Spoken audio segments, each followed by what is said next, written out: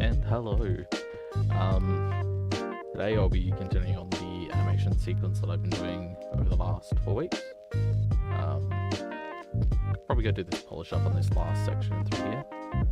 But what we've got so far is this.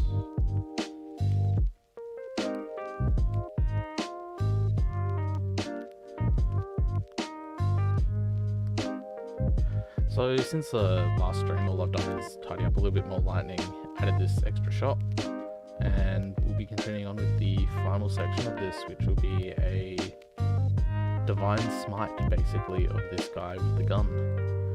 So, see how that goes, and hopefully it should be a little interesting thing to watch.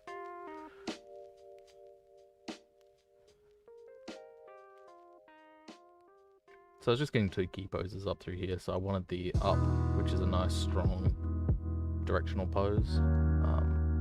So I kind of want to polish this one a little bit more so it keeps that line.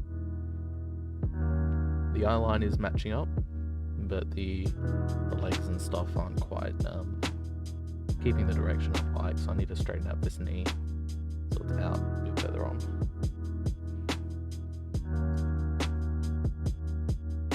Jump into my perspective camera. I will tear off a copy. Try this. Just change that to orbit cam, just so I've got this sitting up onto the side. That's just going to be a little background element to help me basically keep an eye on where these knees are going in frame.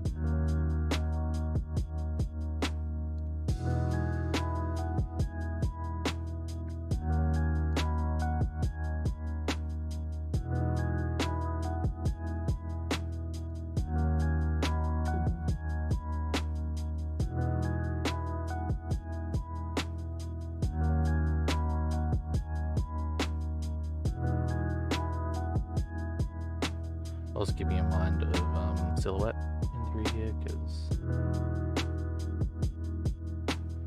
I need a silhouette break.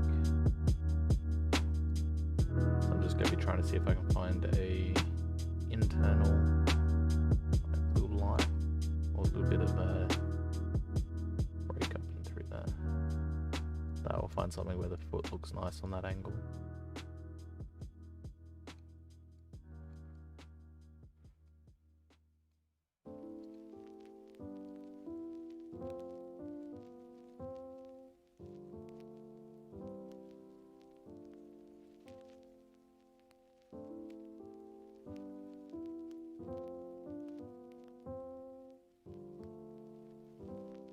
I'm also going to have to do an in-between for this as well.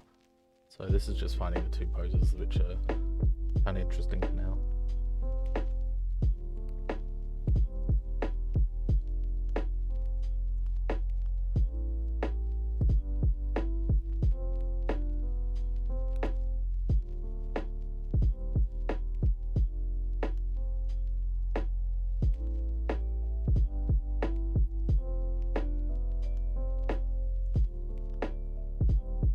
Almost keep a little bit lower.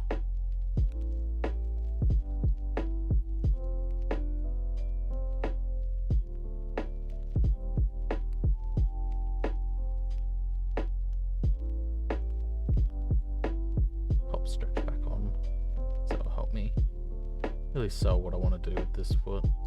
Make it feel like he's a little bit longer than he actually is. Which will probably help with this silhouette a little bit more than not.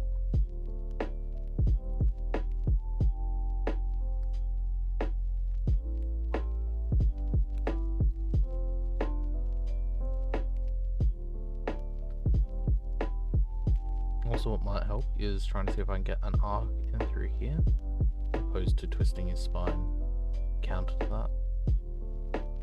So it just feels like his body's kind of a little bit more in line.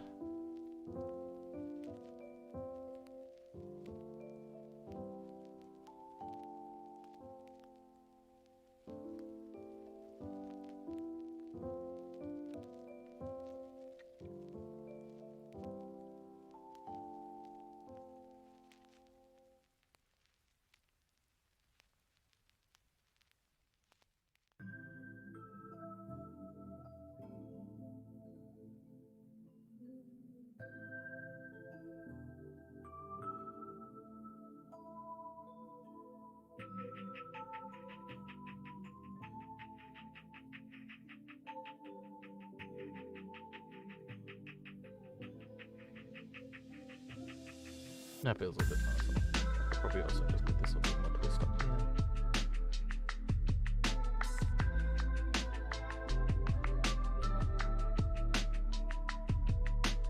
Just because I'm trying to find some poses in here which are kind of dynamic and I think will flow nicely for the action that I want after this.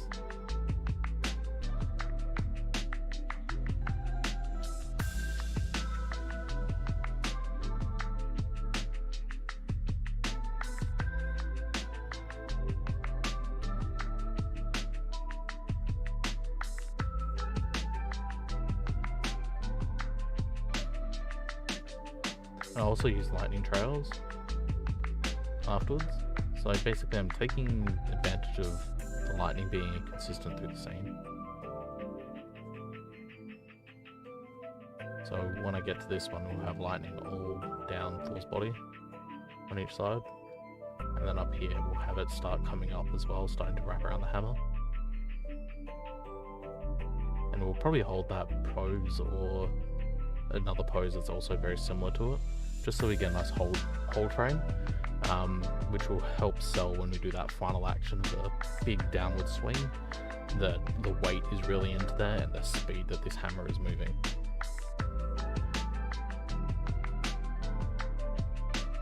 So before that though, I'm actually going to go grab both of these keys, just spread them out so they're over 2 keyframes. I'm also going to shrink my timeline so I'm not having to view everything, only the bits that matter. I'm also going to turn off geo selection because I don't need to grab it. Wonderful. So, there's also a lot of dead keys in here which don't need to exist, so I'm just going to go into my graph editor, just see what they are. And they both, you know, all of it looks kind of unimportant, so just clean it up. Which means I should only have 2 keys here and here. Wonderful. So I'm going to drag this key out too, just so I can put another key here, and it's not going to feel out of place. And the way that I'm going to cheat at this is, if I can find that inbox, because it's no longer. One second, I'll just have to quickly just drag something onto it.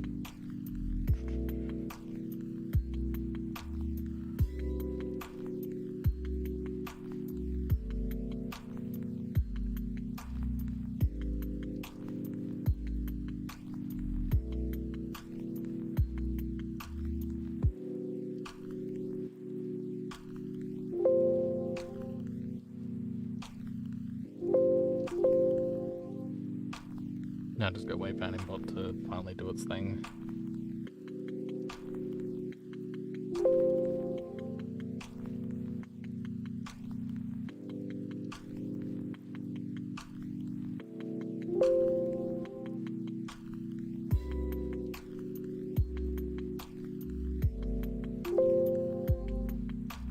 Fingers crossed it doesn't crash my Maya at the same process. But it's early days, so it's not too bad if it does.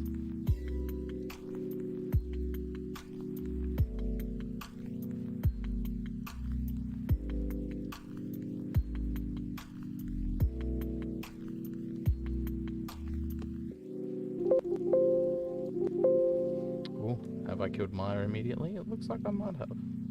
What? No! Hey, there we go. Let's just do update. Cursor windows hiding behind other windows.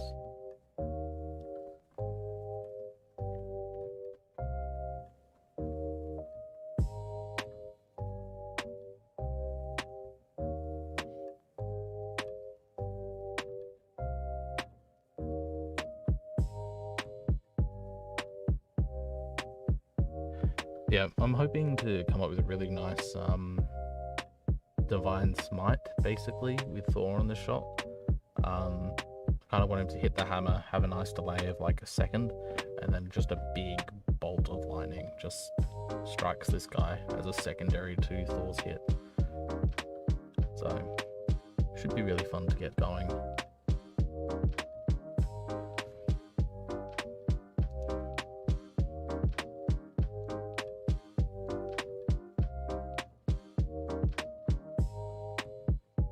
just because I've done all that, I'm also going to just do a quick save. The main reason is because putting plugins in while you're kind of working on a scene already that's got some, you know, extra stuff in it, sometimes can freak out. So awesome. Like, what I'm going to do is I'm going to select these two keys. I'm going to go to number 3, and I'm going to use basically the tween machine thing that we've got in Animbot. So if you have tween machine, it does exactly the same thing as just on a different type of plugin. So I'm just going to try to find a kind of a midway point that I'd like.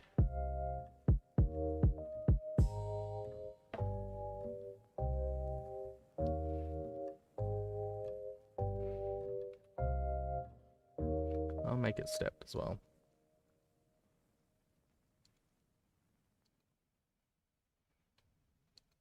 Now when you look through our orbit cam, should have an extra weird pose in through there. That's okay. It's a nice little blend between those two. So now what I'll do is I'll take advantage of it already kind of being blocked out.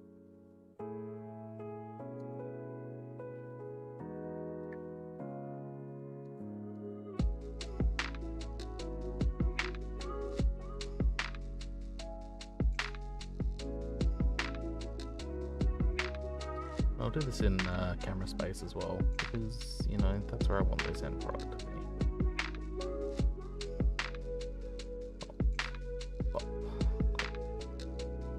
Because we want to start getting some twist and stuff into this body, I start pushing certain elements to get there. Just because they should be the things that are kind of leading the action. So I probably want to push this chest, for example, because that's a main leader in you know, the rest of the body following through.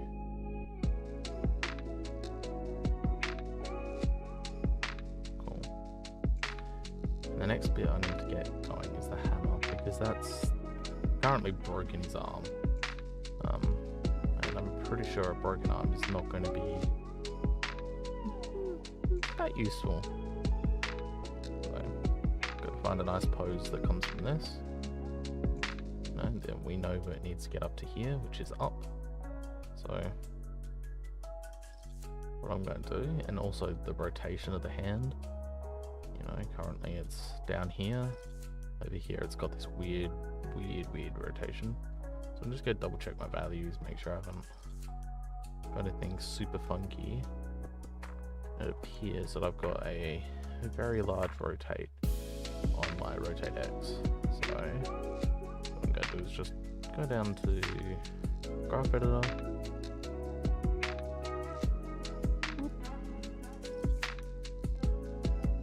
just have a check of like where it is, and I can see it's at -500, which is a lot.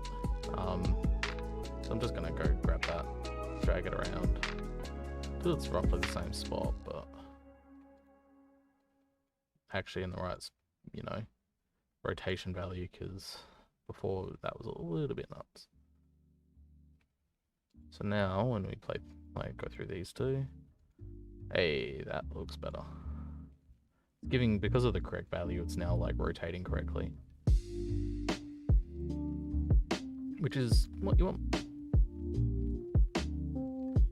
Also just going to try to bring some of this stuff around, make the hammer a little bit more flat because it's heavy.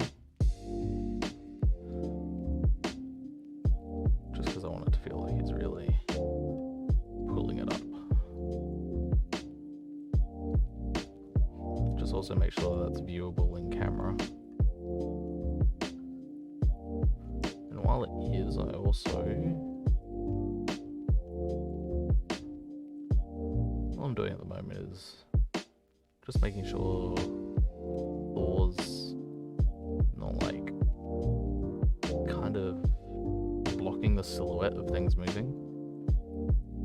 Like, I like his body silhouette, but I need to make sure his arms and stuff are working to get the same goal. Also take advantage of the hammer having rotates. So I'll just so it's a little bit more interesting.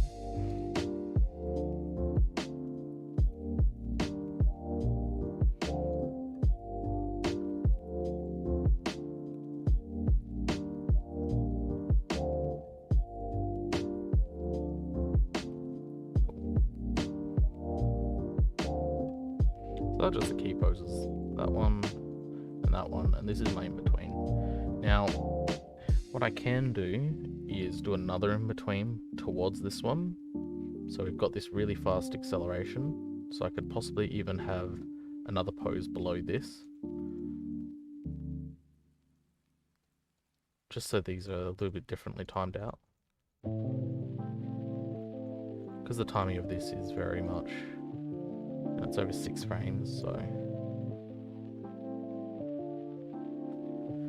giving something that the audience can actually read where things are, especially after coming from a transition where you've lost your character.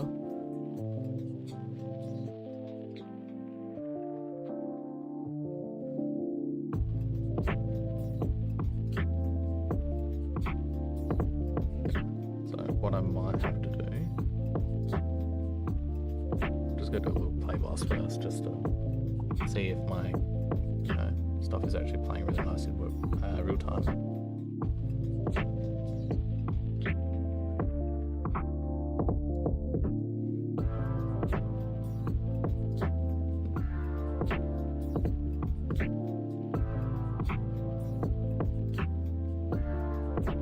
I feel like these 2 frames where we lose him, either have to hold for much longer and then we catch back up, or I just remove them entirely and just like make sure Thor's head is more left side of screen. Right side of screen, sorry.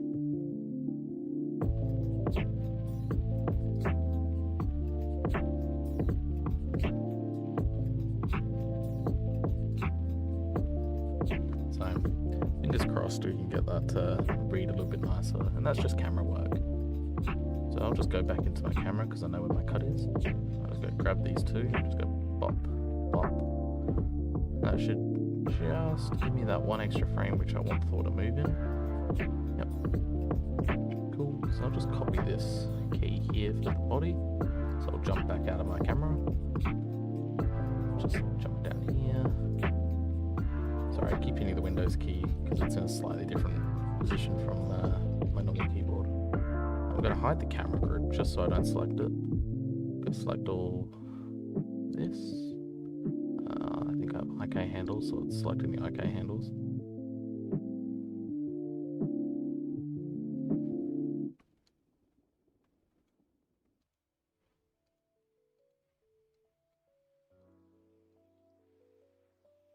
I need to hide locators.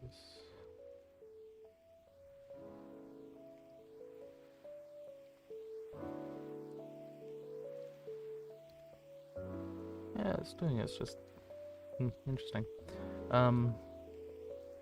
Yeah, and this is what happens when you look out of the camera view. You start getting some really funky bits and bobs going, but that's animation for you.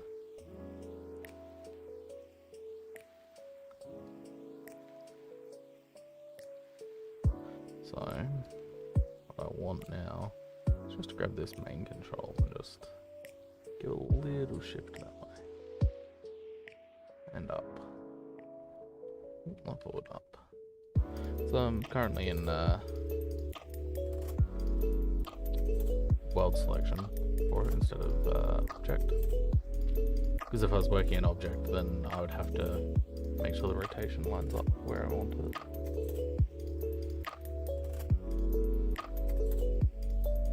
This is mostly just going to be noodling out a cool little position for it, and I think we have a control that's lodged into Thor's face. There it is. Oh, that's his cheek. Hey, there we go. So all I did there was go into the mesh view just so I could grab this control, because it's hiding underneath another control. Rigs that specifically don't have some controls you will have to take advantage of, like using the mesh and moving through the mesh, etc.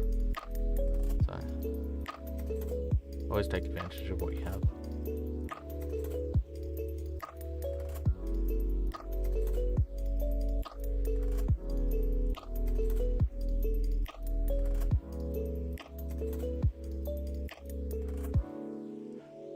All I'm doing now is just trying to find something that's gonna sell that there's momentum.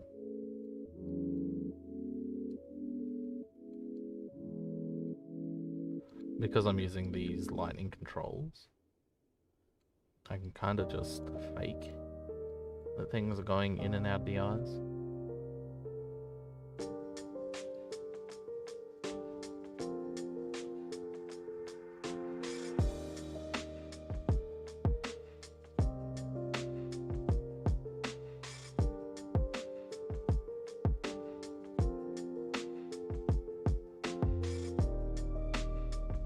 I'm also going to go into the lightning attributes, which is this one here. I'm just going to make thickness a little bit different, just so it's got some variation. I'm also going to drop the amplitude to 0.1.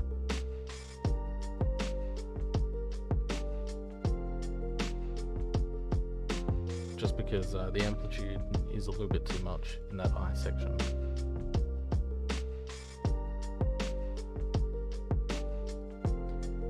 There's some weird noodle bit through here that I kind of don't want, because it looks kind of ugly. So what I'm going to do is just mess with that lightning attribute a little bit more. I'm going to change the wavelength to 0 on the U value, but it looks not the U value. I can change this one back to 0.2 or something. All that was changing, you know, how that wave is actually moving within 3D space. I can also add rotation to some of these to try to make them a bit more interesting as well. Now that's really selling that there's a directional force, because you have 3 lines all moving to a bottom corner.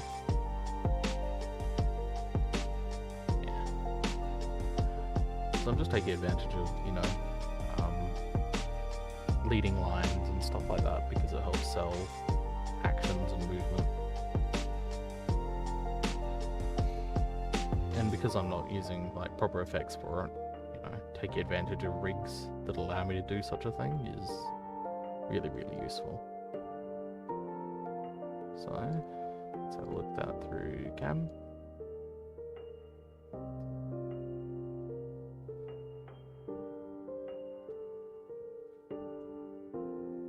Also makes it feel like he's about to move further than he actually is.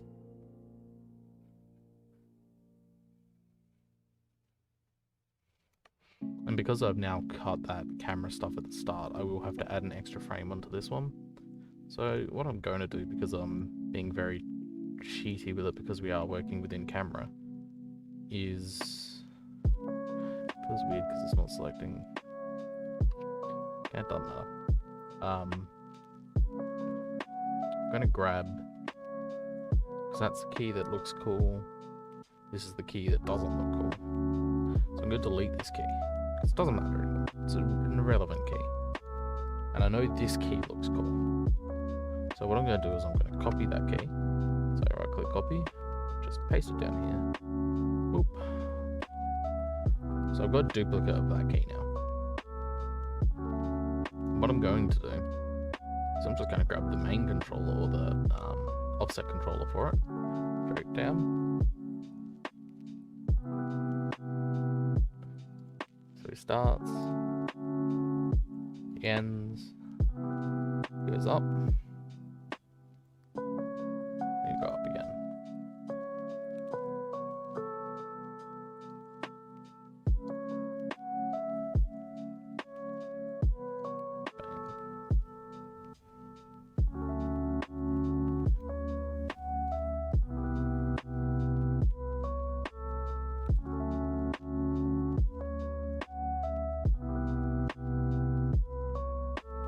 once we start getting some lightning lines in here as well, it will help sell this action a little bit further. I would still kind of like to work on this camera a little bit more. It's a very rough camera. Like this one's cool. I think it really sells that there's a personality to it. But this one's very uninspired, kind of boring. And I don't think it will look very nice for when we do the smite. So I'm probably gonna just do a little bit of extra camera work on this one. Try to find an angle which I think will sell that the direction has changed. So it's like we already know Thor's moving this way in frame, so maybe we want to try to move with it, try to catch him. Something from behind going to look really cool. So he's like, because we've moved to this side of frame, I'd also almost need him to be appearing in this side of frame. So I'll just go pull up this next to it. Hide the curves. Let's go to a frame. That frame. There.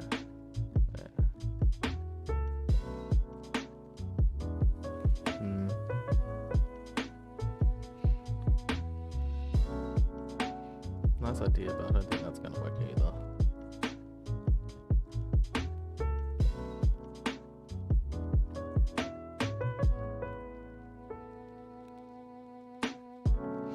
Because he's going up into that side of the frame, we can expect him to also appear here.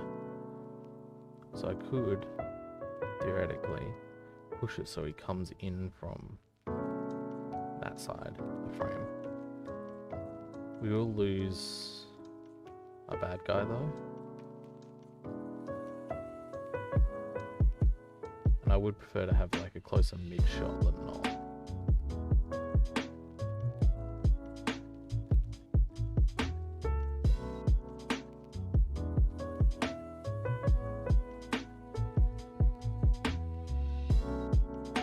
So all I'm doing at the moment is exploring camera angles with my perspective camera.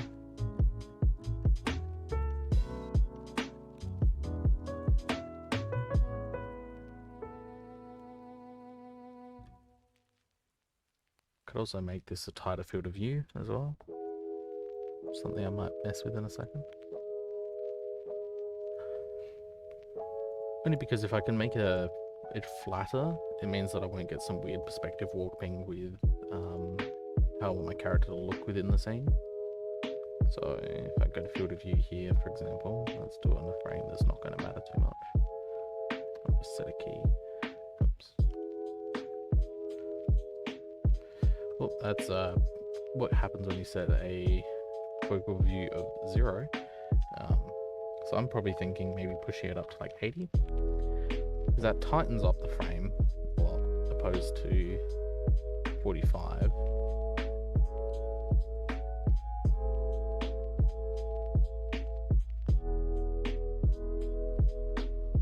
It kind of has that desired effect of Thor appearing into that side of screen, which is where I'd like him.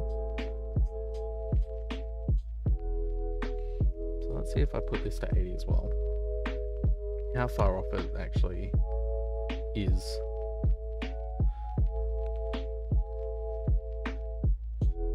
That's not too bad. Definitely needs to pull the camera out a little bit more, so we're actually getting more of a view.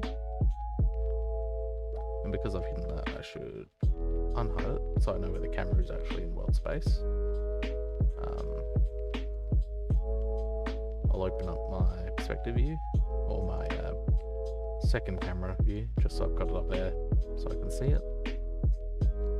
Just go select this one, which is a curve. Just like that. I'm going to be using the outliner for selections like this because I want to see the camera without any like curves getting in the way and elements like that, which would distract me from finding a really interesting angle.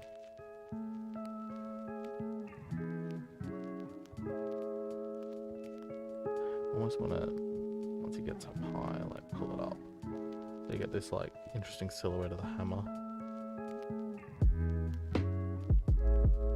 Play like the cameraman's trying to catch up.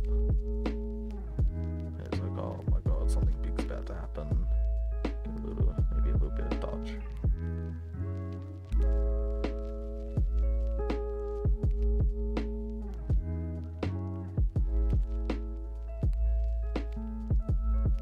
Just display that there's like a change in like power structure. So like for the whole shot, the gunman's been in a position of power, and this is like the turning point. So Thor should now be the one that's slightly above, and the camera is now looking, you know, up at Thor because he is in, you know, that position. And then when we do our smite, we really demonstrated that Thor is the superior in this, you know, whole interaction.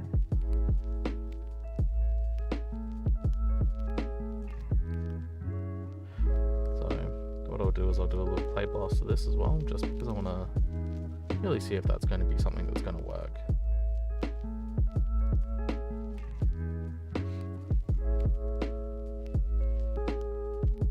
And this will be very rough because, like, I would like to be able to get everything into... Ooh, that is the hypergraph. Sometimes Maya has a love for rendering a camera which you're not actually using. Yeah, I tend to use a lot of compositional rules, Brandon, mostly because they are helpful, like just like understanding where things should be in frame, what screen side they're on as well, like are they on screen right, screen left, are you trying to keep it consistent, are you happy breaking the line if it means the shot looks nice, always trying to get like silhouettes where you can and contrasting shapes. Just because it breaks up the monotony of like posing and all of that. So I'll always try to keep a character somewhat within the rule of thirds, either be up or top, bottom, etc, etc. Also keeping in mind where they might be not seen in frame. So like Thor at the moment, I should really try to shove him a little bit more in the rule of thirds line, only because say this was being screened on a square TV or anything like that, understanding that there is limitations where like borders are is kind of important. That's why you tend to use things like these grids, being like, okay, maybe I don't want to touch anything that's in these, like these back too, so everything's still kind of within that focal range. I know some people use like this text square as like the borders, so you know they understand where things are positioned within world space and camera space.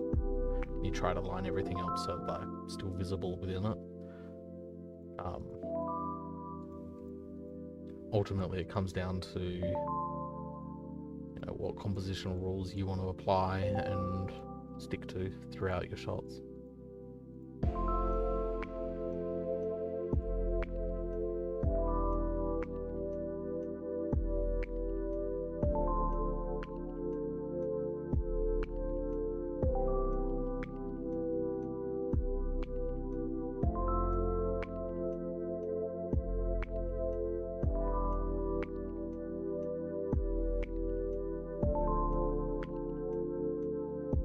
Currently I've got this camera hitting its peak, but one of these rotates is not wanting to play along.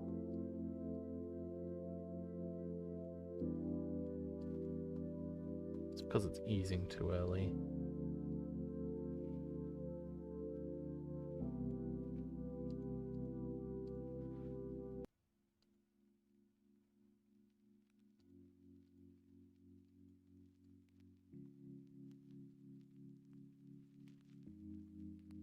And there will be a lot of like mess around with the graph editor to try to get some of these like curves to do what you want. Only because, you know, they're not really always designed to do what you need. One thing to do if you are trying to get like really smooth motion is you can use linear. Only because it is then a linear action. Basically what I want for this shot.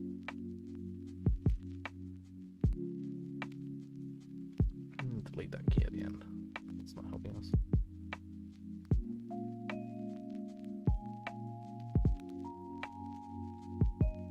think it's kind of an interesting camera move. It's also very disorienting and kind of sickening. Like I kind of like this diagonal composition that's in it. But I think it's not really selling the story I want it to.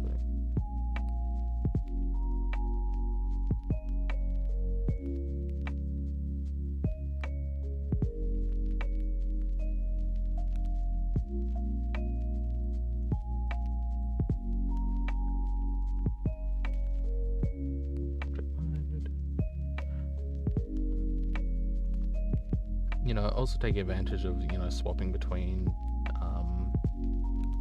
object and world as well is super important. Only because you can then, you know, jump around when you need to.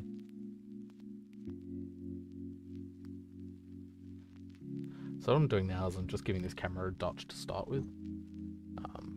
Because then when we do a little bit more dodge, it's not going to feel disorienting because we're not coming from like a level plane into a rotated plane. We're now like, oh, we already had a rotated, cool, that is our norm for this shot.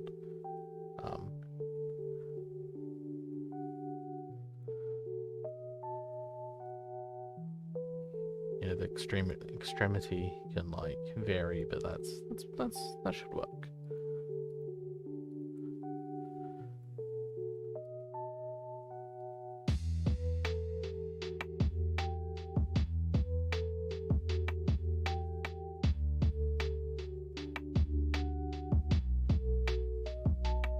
We really want to like sell that this is coming from the previous shot.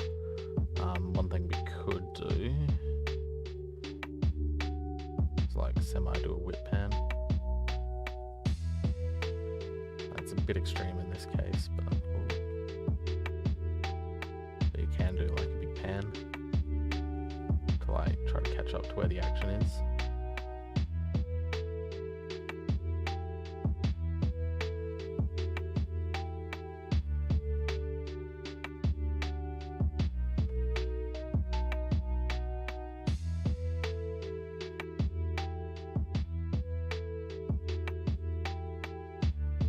Seeing if I can get it so it feels like when towards out of frame and then coming into frame, if that's going to read alright.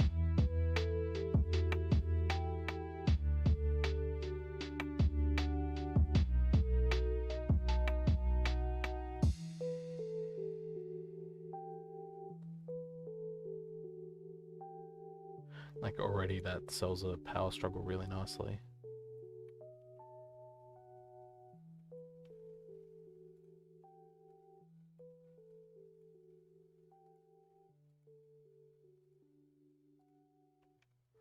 So I'll just shove that in linear. Oops, forgot the last key. Yup.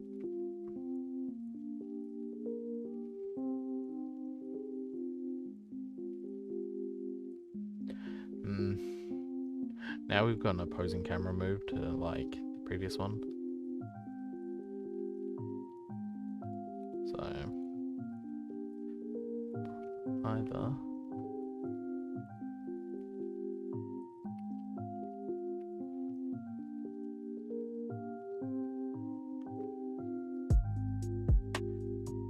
because we want to keep it so it's got that sense of direction.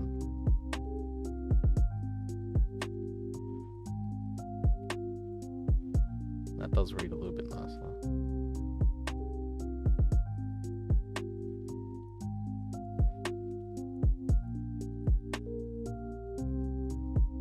It's better, but I still want to have this lower.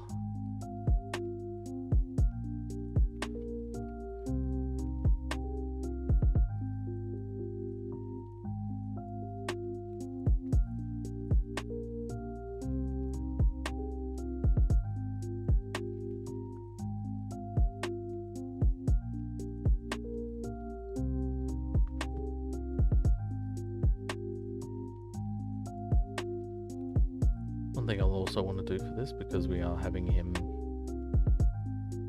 come into a slightly different section of frame, is also probably push how high he's coming into frame. So got my graph header, which I won't need for a little bit. And here's my tear off copy, so I'll just put that somewhere else. Probably over here. Go into perspective mode. Grab my main controller. Just gonna push Thor into a spot which looks cool.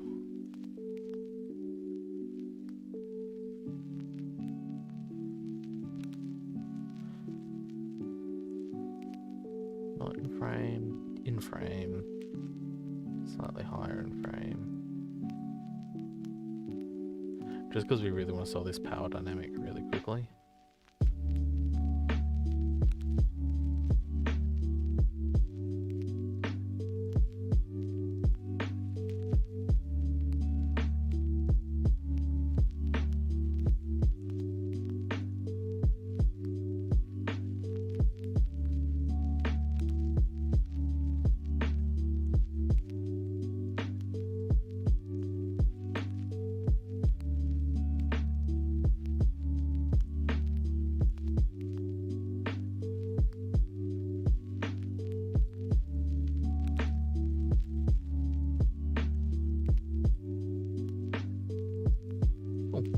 So this is a slightly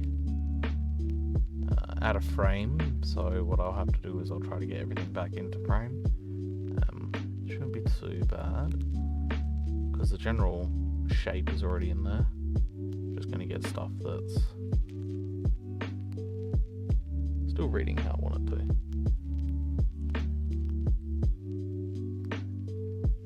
Probably even now, because of that, give this torso a bit more up and twist.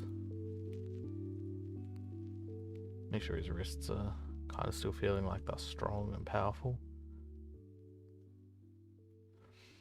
And you can already kind of feel that he's about to wind up for a big hit, which will be emphasized a little bit more once I get some lightning around the hammer.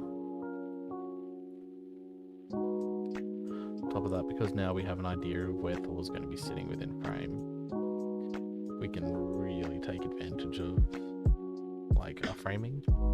So I know our framing, we want him to kind of end around where he is here in this shot. Like this bit right here is really nice. The only thing I'm worried about is the guy with the gun. He's got a huge line straight at Thor, which, while good, is also got this intersect up here, which makes it unclear in a silhouette what's going on. As soon as we go to light mode, and let me get rid of the directional light, and let's get some background geo here.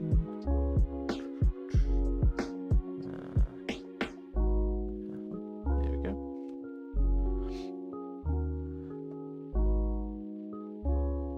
Thor's really nicely outlined, but as soon as this gun comes up in line, we start losing what this is.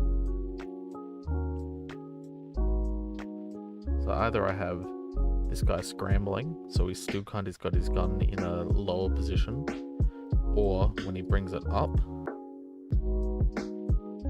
in here, I have to find another angle or view that's interesting.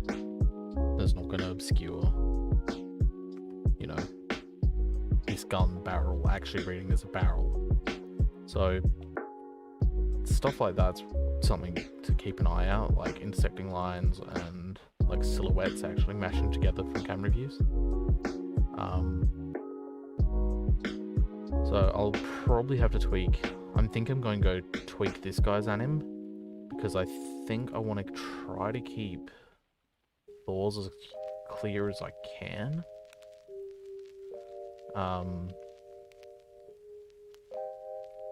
Because I think getting a clearer anim read of that would be nice. So I'll probably have to end up like down here somewhere.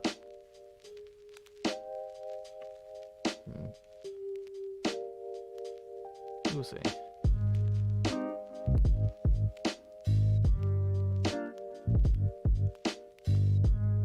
I'll also have to keep an eye out that some of these controls don't have keys on them that shouldn't have keys, like this one.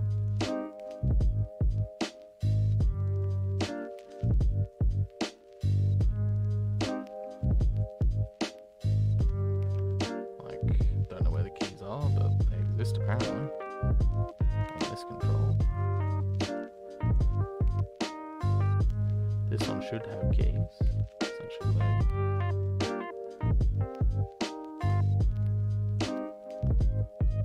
That's a gun aim.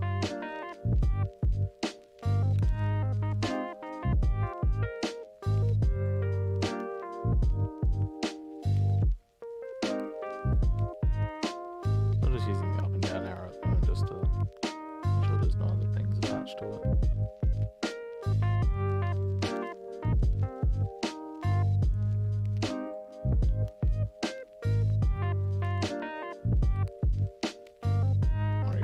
Viewport thing, because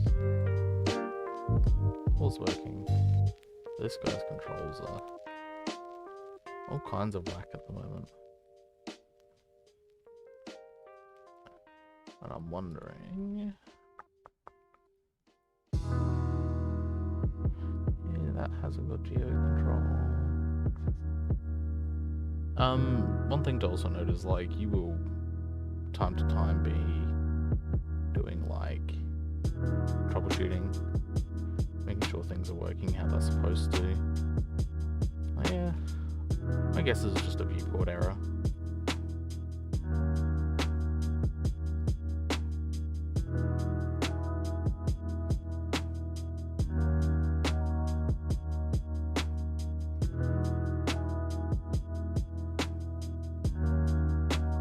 Well, I can be a little bit fickle when it comes to viewports, so. And I'm gonna make that key a spline.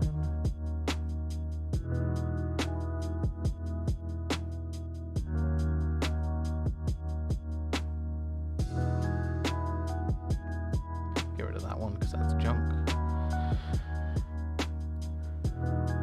Only because I want Thor to feel like he's like really caught this guy unaware that he was going to get absolutely slapped. Also want to make this one spline, just so we don't get that weird pop, because that's just in between there, it's just not nice. We'll get rid of that key too, because that's irrelevant. I feel like I've missed a keyframe or a curve in through that, so I'm just going to go into my perspective view, just double check by grabbing all these curves. Maybe even just doing a bunch selection like that. Delete that one because it's relevant. Grab this one, tangent spline. This one, tangent spline.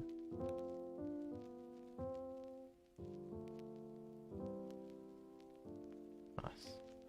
Just because it's a nice smooth motion, doesn't have to do anything too fancy, because we're only seeing it from the back end. And our main focus should be Thor anyway, so what we'll do is we'll just keep that consistently, just, you know, I think I'll probably keep him there. You know, he's kind of slow to react, because I want to focus on Thor's actions first. So I'm going to add another keyframe after this, so that's going to be the next big key. So I'm probably going to hold this pose, the upward pose up here, for, I don't know, 6 frames or something. And that will just give me time to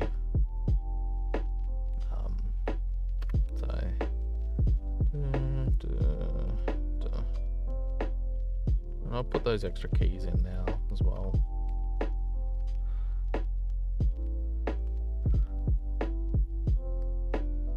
Cool.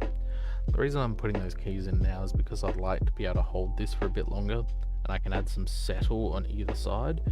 So we get this, we can imagine it as, I'll just get snipping tool for this. So we'll just, yep. Because I kind of want him to have an arc that's like this. I'm gonna have, this is the primary, like, charge. There's a Wacom pen here, hang on. Hey, that's better. Let's Let's rewrite that with proper words. So I want this as my charge line.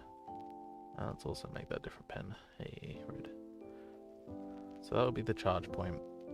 This is going to be the first section that you see him in the jump phase. So we'll be moving up in through here. But I kind of want it to skip all of this distance in through this section. So I kind of want to set all that's going to be sitting around here, here, here, and here. And then we want another big gap over here, which will also have a lot of settles. And you kind of do this so you get this big distance gap, but because you've anticipated those actions, you'll start to feel the impact and the speed of things starting to come together.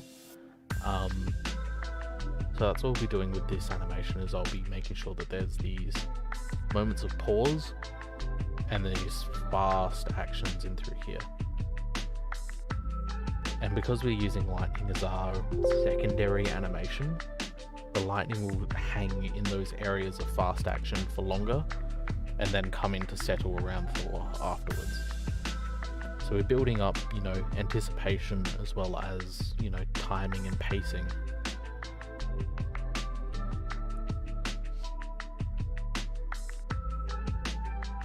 And, because we're doing it on twos, it also allows us to have the luxury of, if we don't like how long something's holding, we don't like how, the poses are looking in those frames, you can start cutting and, tightening things up as well.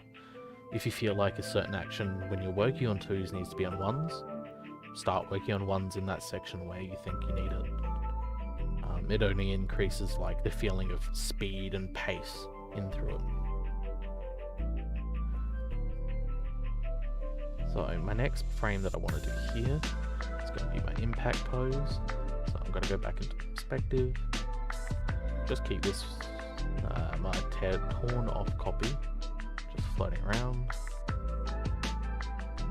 Just because I need it for just making sure my framing is going to be okay. And I will also hide curves so it's nice and clear. I might also just do, I can't do silhouette because of geo. Let's just do it anyway. Shove this one into perspective. Just so I'm very clear on what's going on. Because we want this to be a big overhead swing, just going to get everything lined up to how that should feel.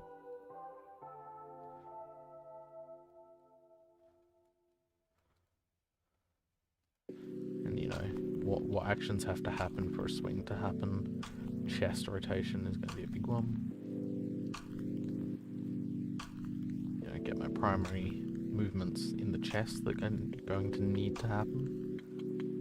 Always build off your main core, because if you build off the core, you'll start getting motion which is more accurate. Because all of our action, in a human body always starts with our centerpiece, which is our body. And our limbs are just an extension of what happens afterwards.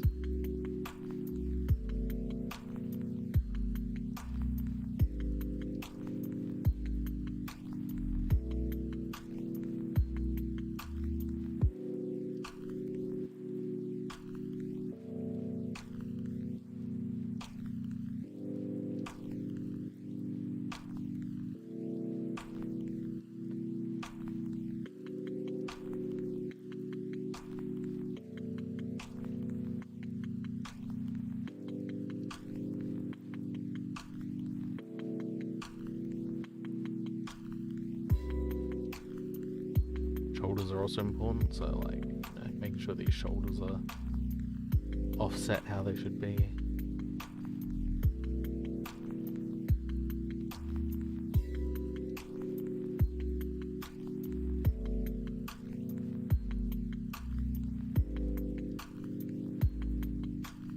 Basically, you animate this very similar to how you would a punch, just because you want that action to read.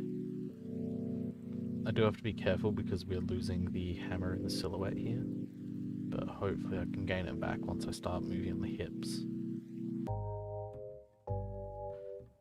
top of that, I will need to add direction down here. Here, a bit more.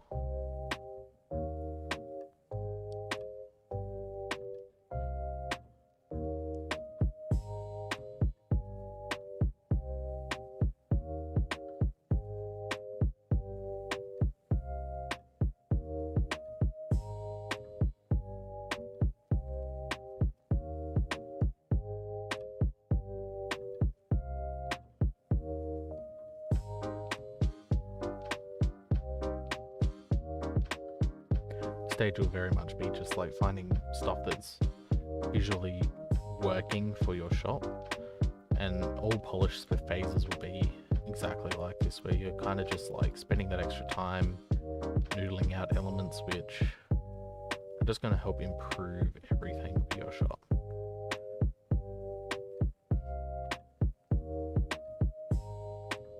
You know, is the silhouette strong enough? Is the timing well?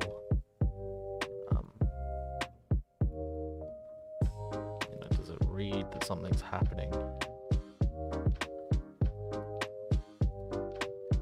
Like I've gone from like 0 to 100. Like this pose is very different, but hopefully once it gets in motion, really, really impactful. Doesn't help I'm gonna have to like make this collide with the dude, and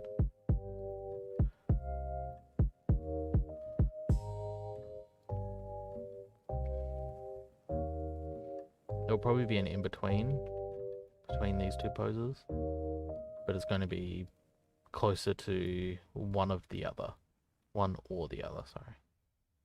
So if the pose is looking like it might be, you know, needing more energy in one direction, you move it to it. So like for me, if I want this to really read that he's doing this swing, probably grab something like this. Like make sure the arm is still like super hyper extended backwards.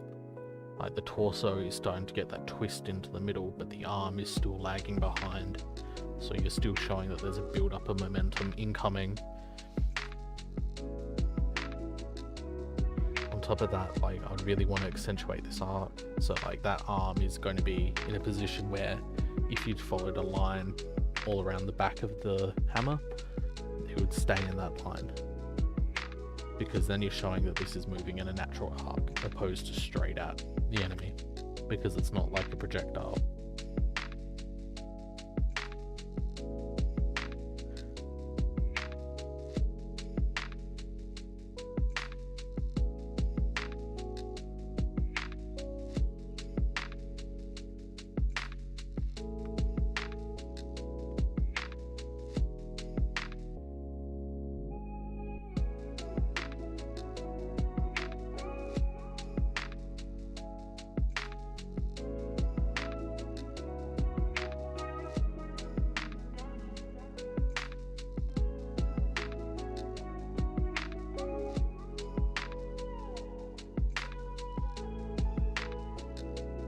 All I'm doing at the moment is just like noodling out like elements that are important. Like, okay, the silhouette for these feet is a little bit off. What can I do? You know, should I rotate them so they're a little bit more like this? So they're really selling that the action is like got this strong arc into it.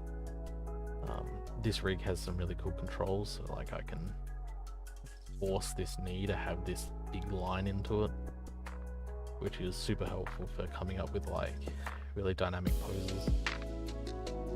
Not every rig has these, but when you have one that does have it, I'm very, very appreciative. Or you appreciate them a lot more because you're used to rigs that don't have it.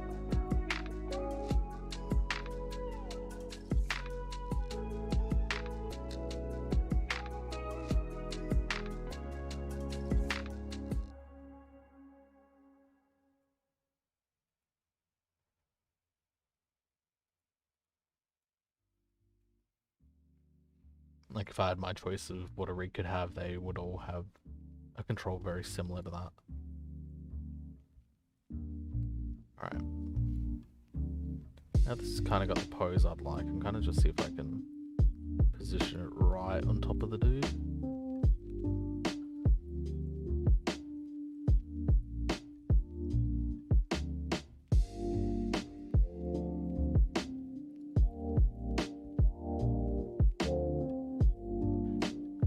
Because I want it to kind of collide with him, I'm not really too worried about his current position. I'm more worried about where he will be,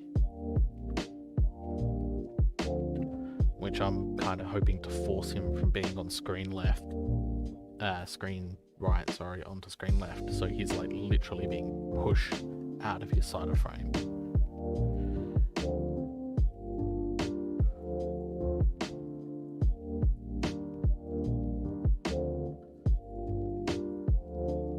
So if we look that through a orbit cam, go this, we'll put the geo back in for the background, just to make sure it looks okay.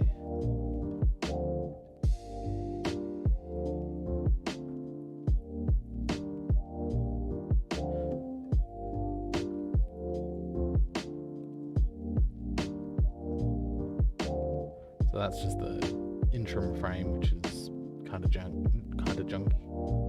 So just ignore that for now. Just gonna quickly go to perspective cam, grab all these, make sure there is keys on everything. Go drag that one over.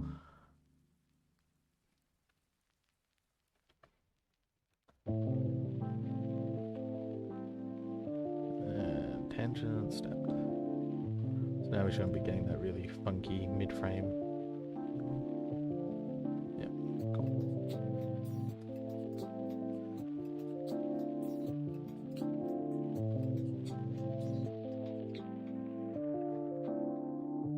Because now we're aware of where the ball's going to be within scene as well.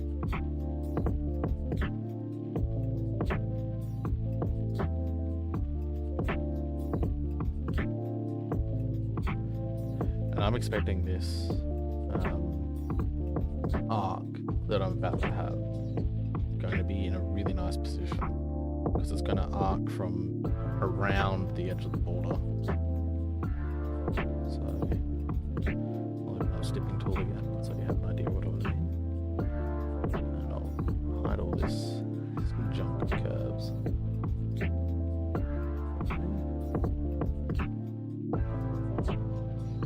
I'm thinking of doing is having this arc come from over here. That's the front of the hammer. It's going to come basically around through.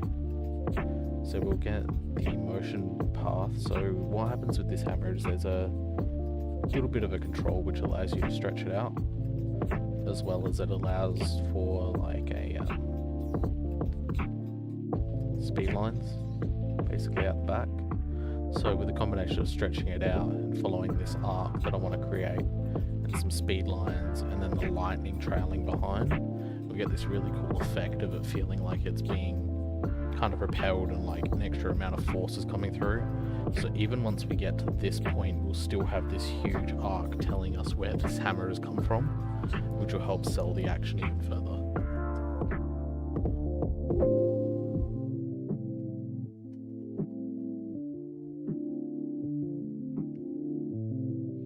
First, I'd like to be able to get an extra in between. On top of that, I would like it so currently what I've got is him just kind of stable in that one spot, so it's kind of like a freeze frame, which I don't really want to be the effect that's showing up here. What I would like instead is that, say this is the position that I want him to end up in, like right here. So what I need is these keys to work together. So we're still having him move within frame, but it's going to be different. So it's going to be like keeping within that line that we've predetermined of where I'll need him to be within the scene. So once I put this to spline, hopefully, yep. Well, not perfect. It's better. And what I can do is like tweak machine as well. So like, okay, maybe I only want to do like the translates. I think I can do it this way. Yeah, maybe not.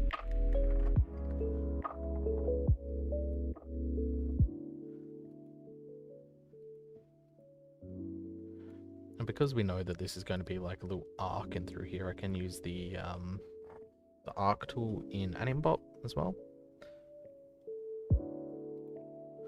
So I can actually take advantage of, you know, I know that I need him to be higher in frame, so take advantage of using that tool to do that. Oh, I need him slightly lower in frame here, or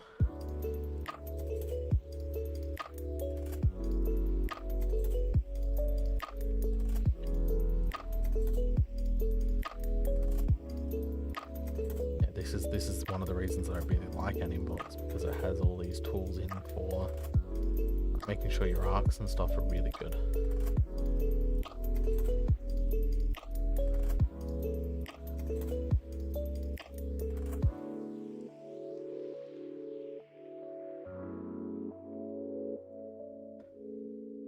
I need to recalculate this curve.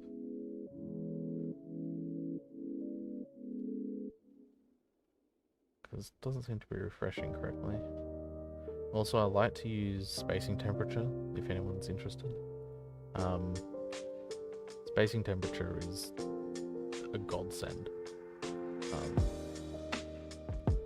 Main reason that it's godsend is because it allows you to... Come on. Keep an eye on like how far things are moving within the scene. So like... if I get this hammer, for example, motion trail on it. So like this color is kind of slow, you know. Well, in this case, it might be slightly fast. Normally, it goes red when it's like super fast actions. So something like that is really useful for feeling like, okay, this character's moving too fast or too slow within the scene. Or making sure things line up correctly or don't line up correctly.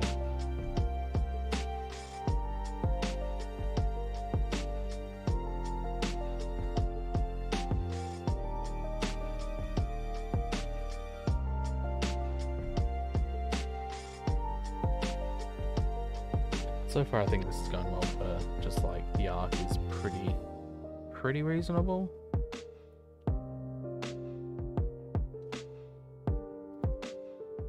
Might end up using that foot because I think that's a little bit more stable for figuring out if this arc is working. There we go. So as you can see, I've got this like really weird linear line in here which kind of looks awful. So I'll go into world space. Let's get that a little bit up. Because I want to try to create this line.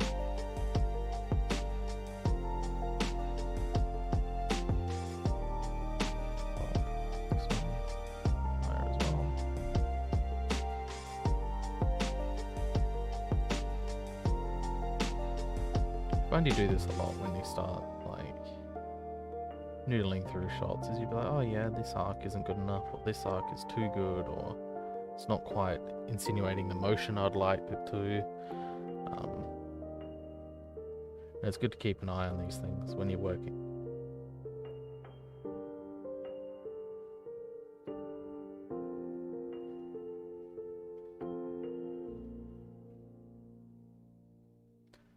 Also can help you make some informed decisions as well.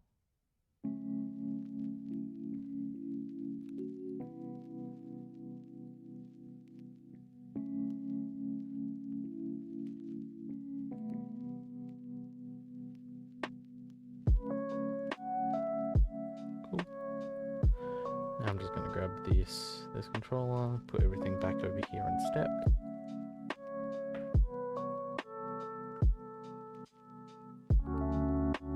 Just because I want this moving in in a stepped format. Also, this is a good little save reminder, so just go to save before I forget, because no my luck Maya will crash.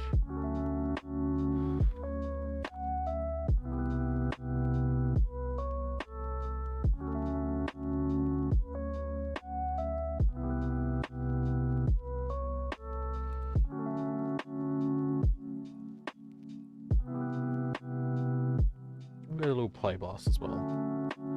So I'll do the whole thing for this bit, just because I want to, anyone else that's joining can have a look from, start to where we are.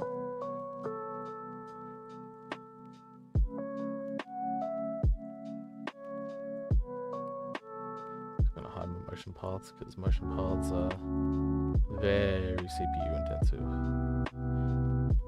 especially when they're live updating ones. So that's just a little play blast. Hopefully it doesn't decide to do it on my hypergraph or something this time. Ended up with a giant grey cube. Generally that can be resolved by just clicking in your window if you forget to do so, but sometimes you don't know until you start doing it.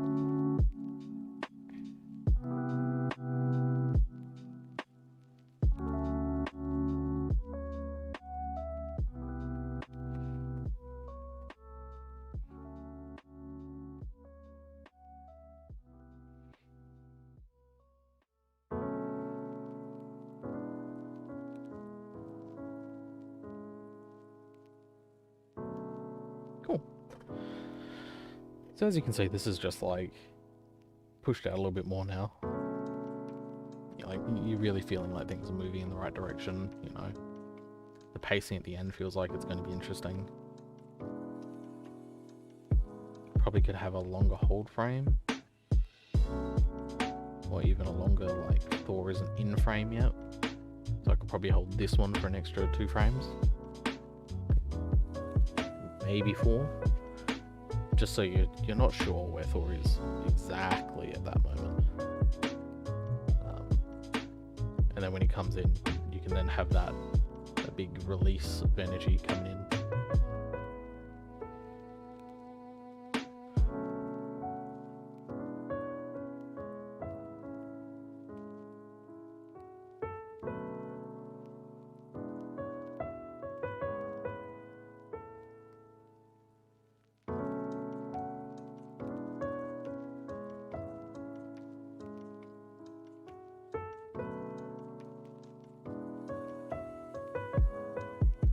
This guy is going to get absolutely pushed around once he gets hit. I want his head to almost be twisted all the way towards the viewer. I'd like his gun to be pushed around. So because I know that this is the impact pose right here, I'm going to do a impact pose for him. So he has just been smacked. So what I will do for that is I will hide the Thor Geo. I'll keep the hammer, because the hammer will be really useful. Hide the Thor controls, face controls, don't need any of that. If I can hide the hammer controls, that's the Geo.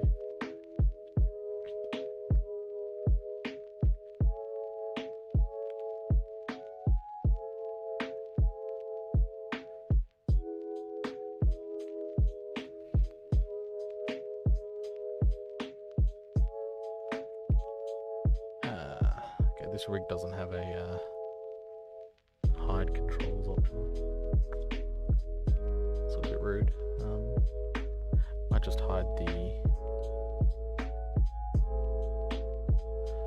hammer in general and then keep Thor active. Well, yeah, I'll just do it this way.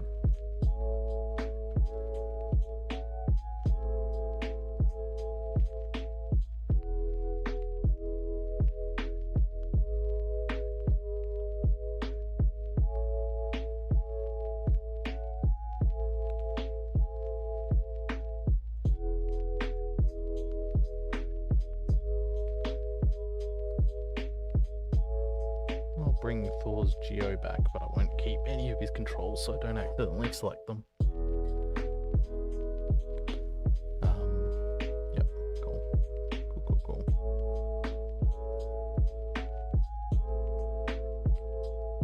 I'm just going to select all this guy's controls. The only thing I'm going to deselect is this hand.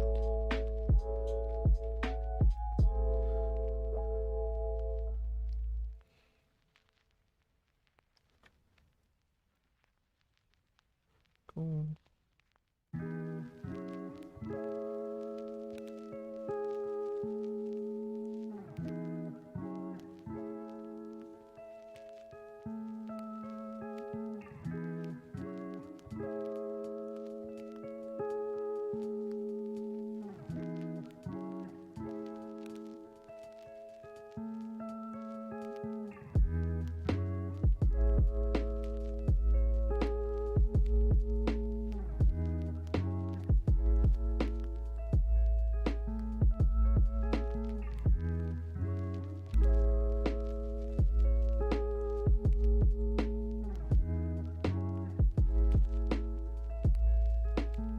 Keep all that. Make sure that I haven't broken anything else in the process.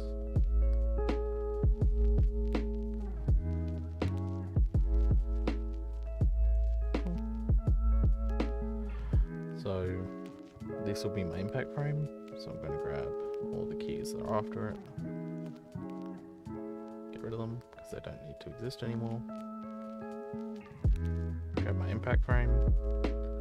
Now I'm going to start doing an impact. So, one core needs to move, because that'll be the first thing that gets smacked. So we're just going to rotate that in a direction. Preferably also keeping, all this. I want to add twist to it as well. Because he is getting smacked hard. So I'm just using the plus and minus on the keyboard to scale the control. Smaller will move faster, bigger will move slower. Just so if you want to, tweak stuff, you can. We want him to twist that way. And out the way. His neck. That way.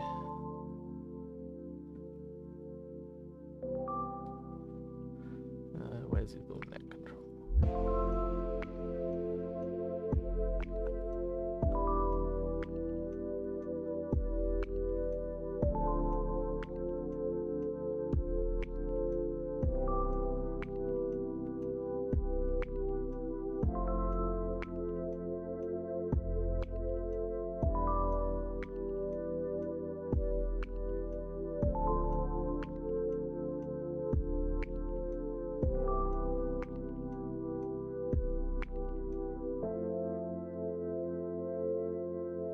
Just going to open up the outliner. Just make sure that there's nothing I'm missing, like a spine neck control like this one. Hey.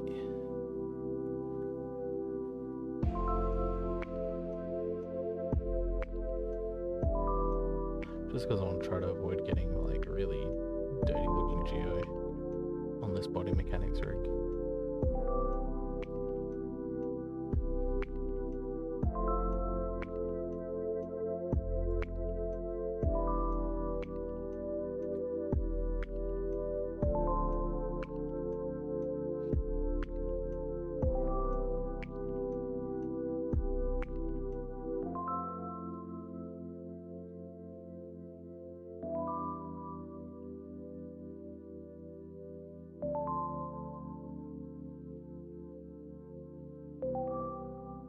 So with this, I'm going to want to make things look kind of broken because, he's been hit really hard.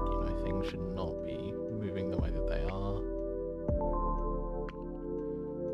So I kind of need things to feel like some things are trying to lag behind. So like this gun, his other arm.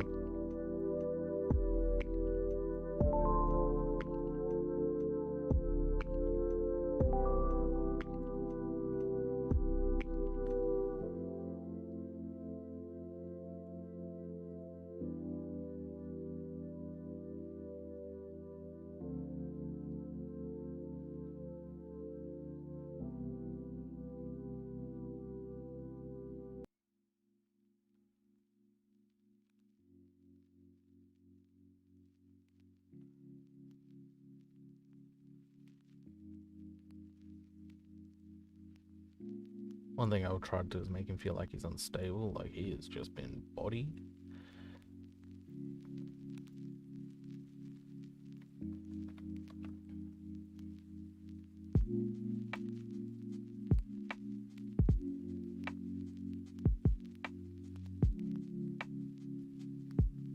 Another thing I'd like to be able to do is just try to get this pose so it's a little bit more interesting, because it's kind of boring at the moment. Also got to make sure it's not like, oh, okay, that's not going to worry me too much then.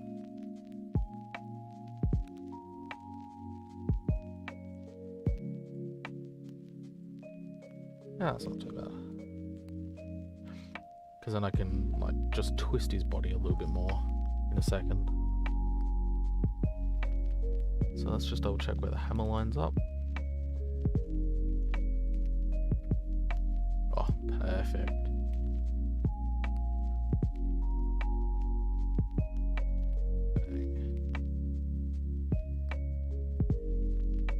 So given where the gun is on the previous frame, I think I might want to bring it back up.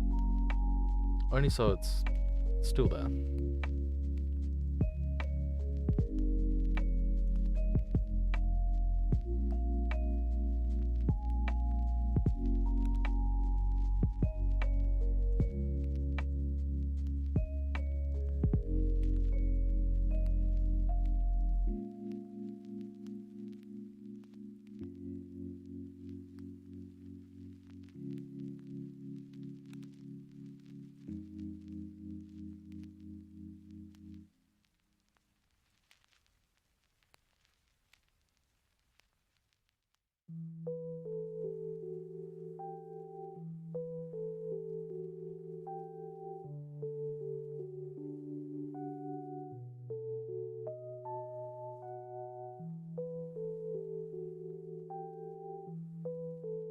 Unfortunately, this gun's really freaking awkward, so it's going to be a little bit weird to get a nice pose out of it.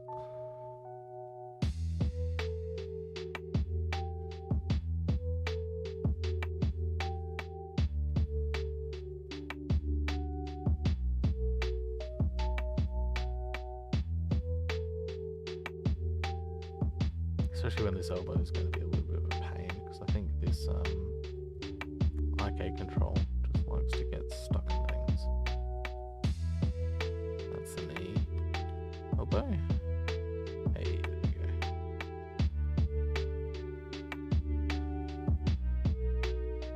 It's also the clavicle, I think, that I need to move.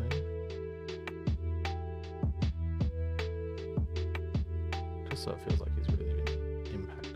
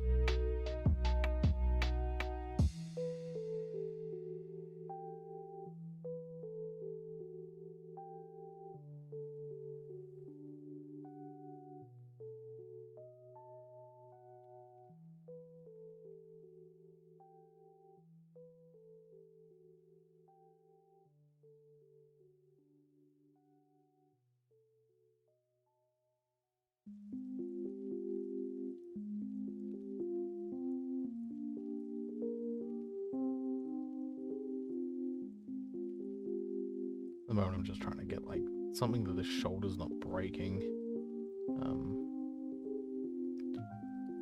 Might just have to zero this out and see if I can get it to work.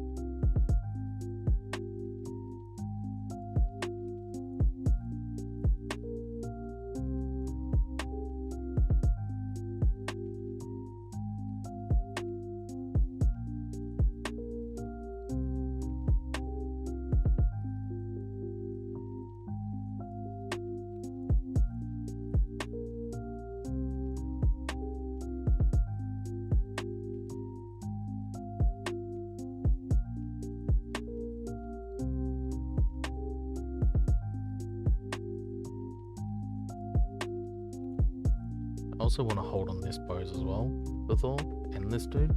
So there's that brief moment of being impacted and holding. Mostly because I then want this guy to then be struck by lightning.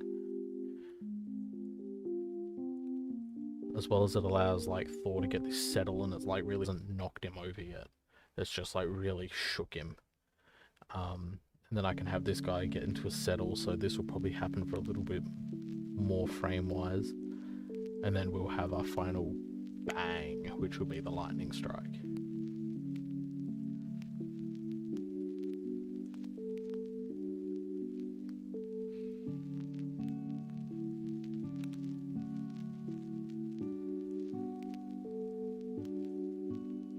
I would also like to be able to get the tweens into up here, which is just like very minor light changes. Like I'd like to just extend his body just a little bit more, especially for that final pose before it goes in for the swing. Yeah.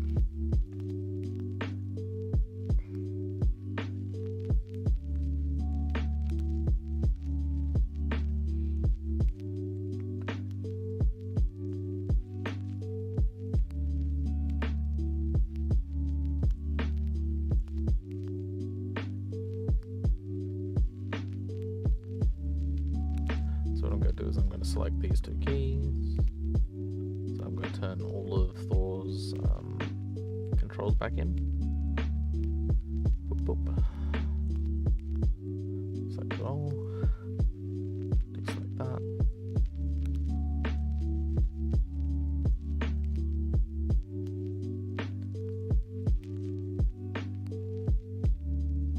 Nothing. Impact pose. Setup. Cool. I want to grab all these keys at the end. Just get rid of them, because I'm not doing anything at the moment.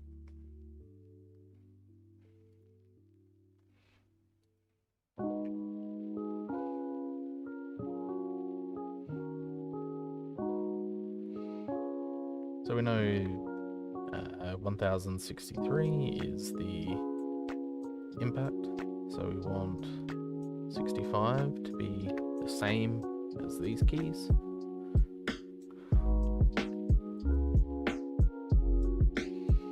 And we probably want 67 to be the same but a little bit more relaxed. And then we want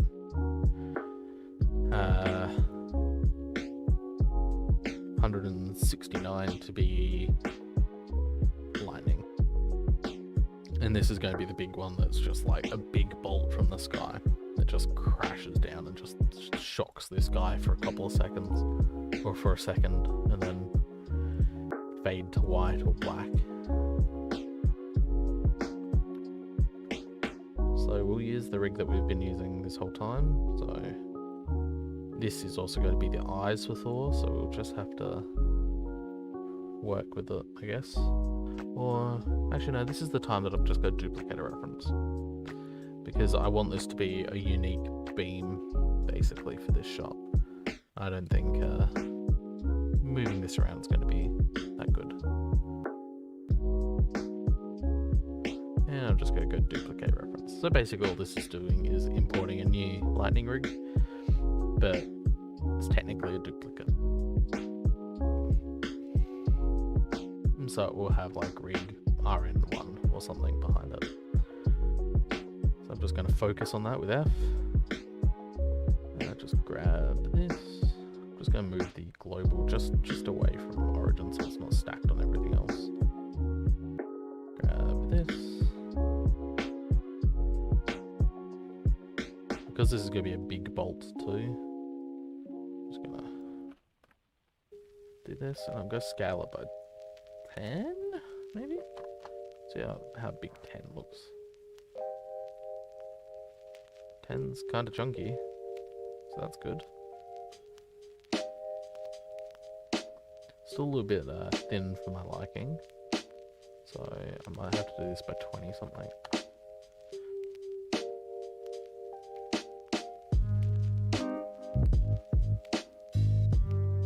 Unless it's got a lock of 10. Which it might.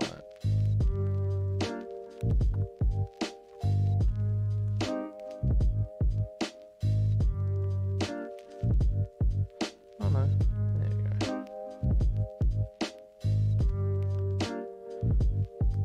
I think 20 should be enough for what I want to do here.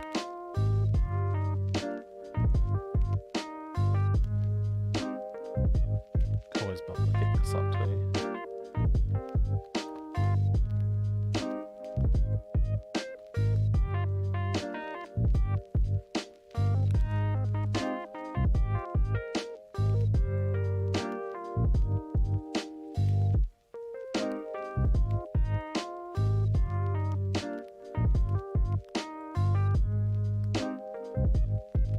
Because I know where this is, I can really stylize this lightning tool.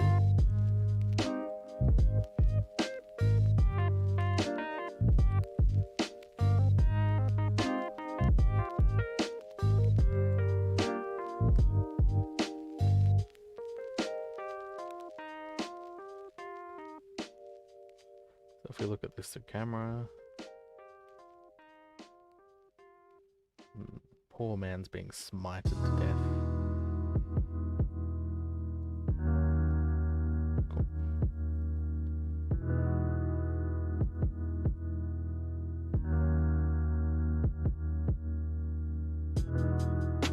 Perspective. Don't need my reference envelope anymore. Get my little silhouette out.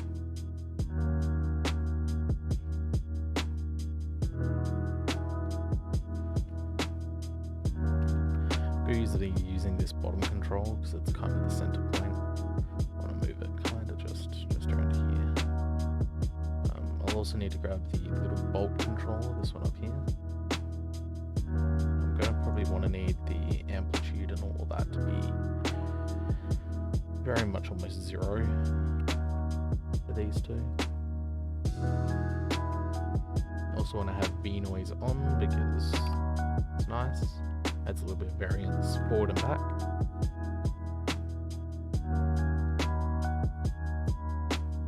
I'll probably make that 0.3 as well, so there's a little bit of maybe not 3, 0.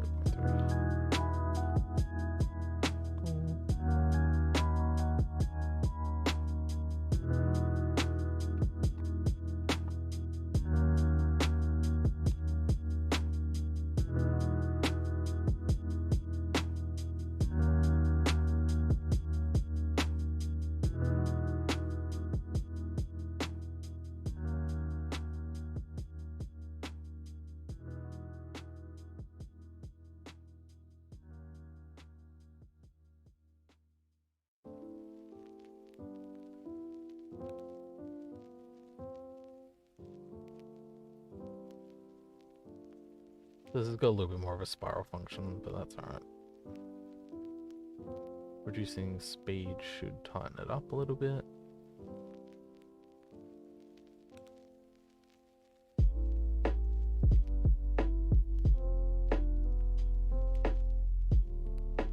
I probably want to change the wavelength from 0.3 to something different.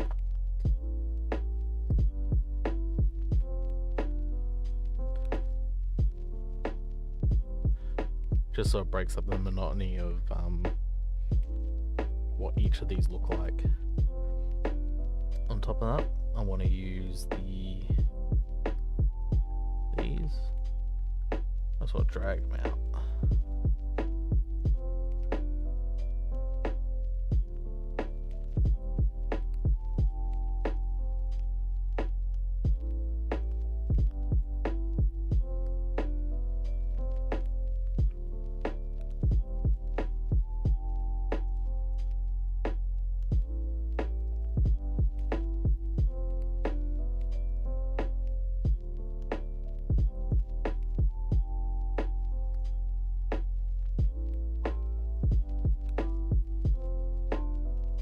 Only because I want this guy to really feel like he's being smited.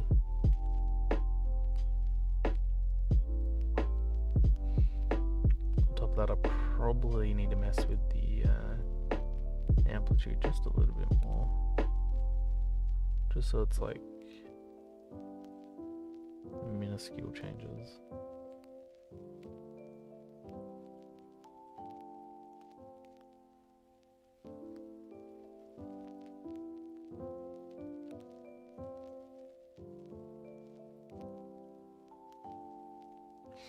As at the moment it's like really moving along a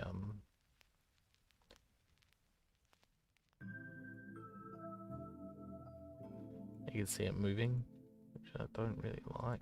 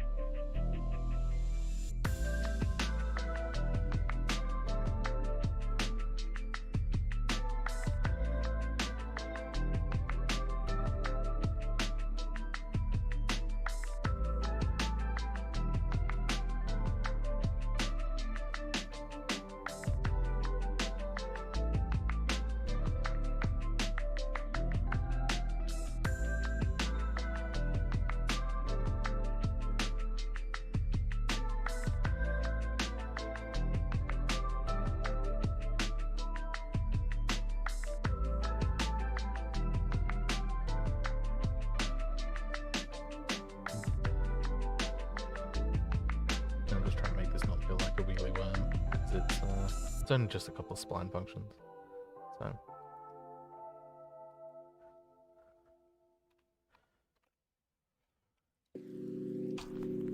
one thing that might help is if I add some twist and rotate to them.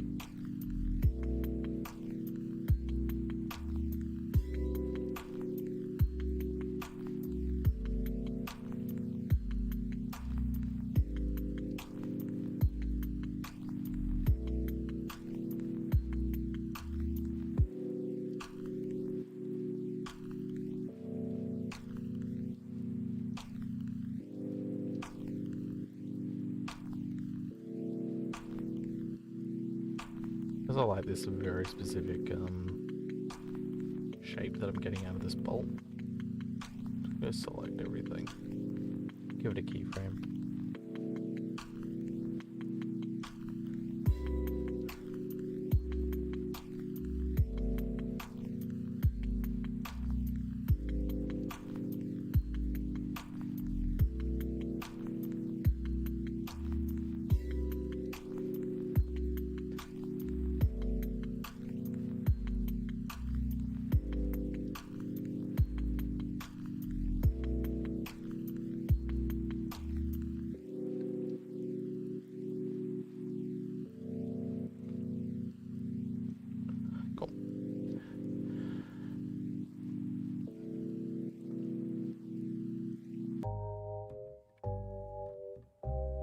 because the other control, which is this one down here, is living inside of the building at the moment, I'll just open up the wireframe just to select it. Make sure I don't have geo selection on.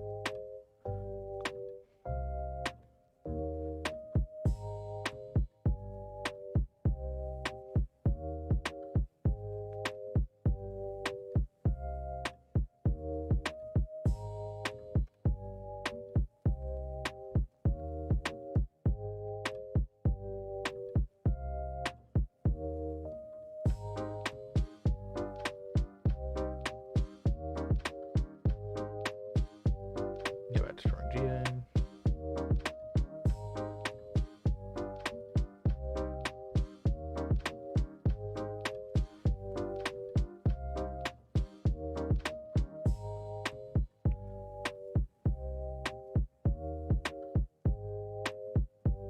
Just go select all these controls again. Give them a keyframe. Doesn't hit, doesn't hit, doesn't hit, hits.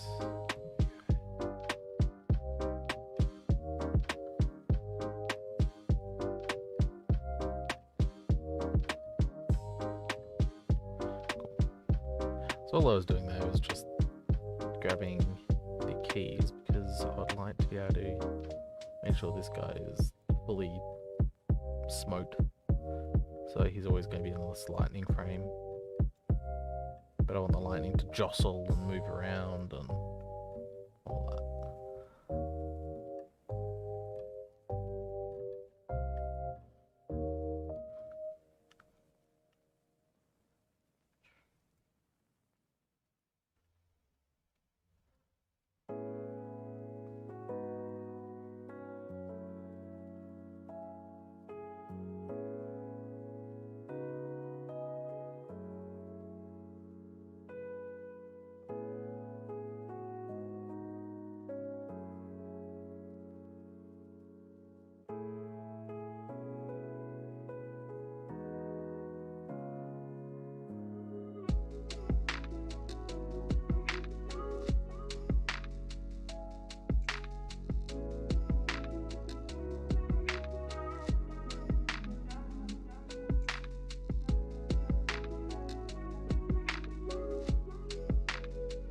Cool.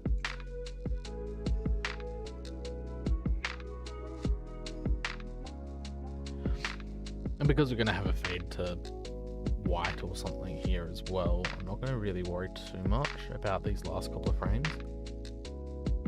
But I will change is the thickness, because I want this to start off really thick and then like ease down into something that's not so thick with 7 Cs.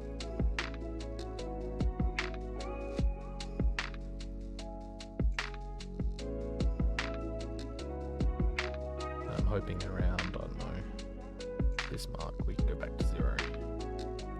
It should make it really thin. So it should feel like it just like shoots down and then as the energy dissipates. In fact, I might also want to bring this one to 1, this one to 0.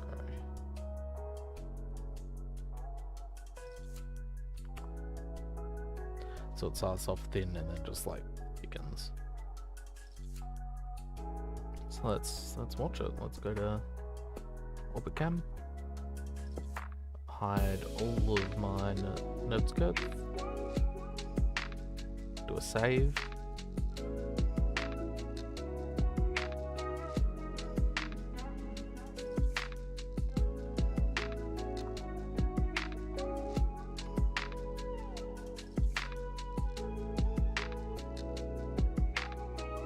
And do a little playblast.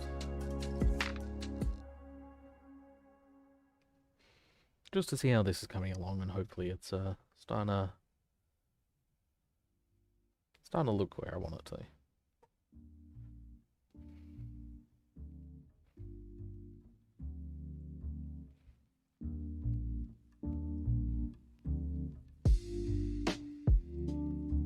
So far it's starting to look promising. So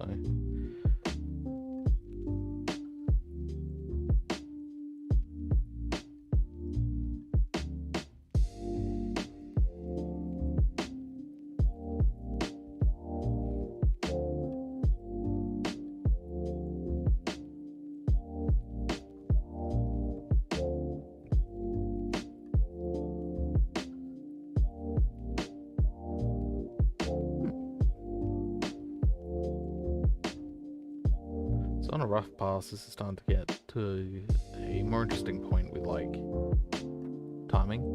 So like I might want to even push out how long it takes before lightning starts hitting on this final bit,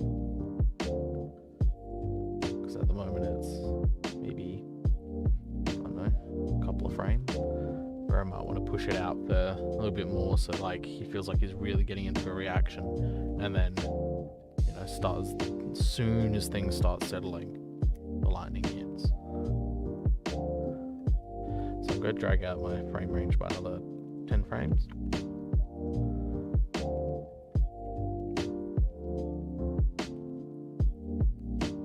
Go to my perspective camera.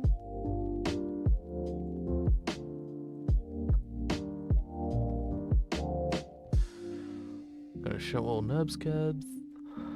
Select everything.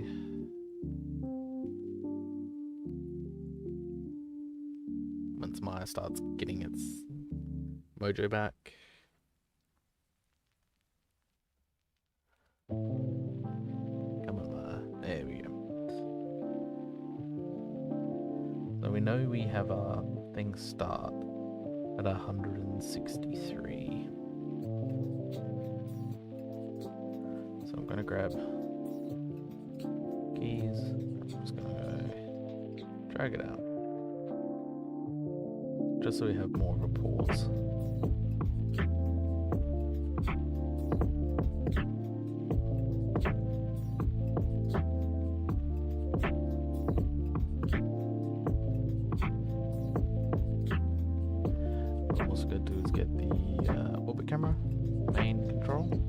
Because we know the motion where it all is, we can keep that camera moving.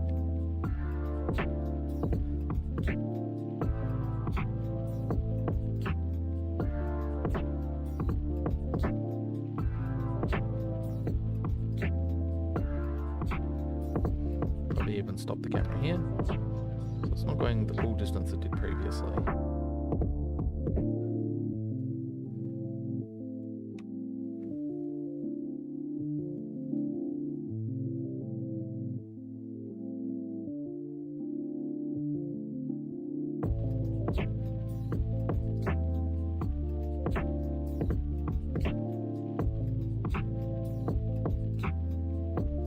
This is just a break up, the timing of everything that's going to happen in this shot.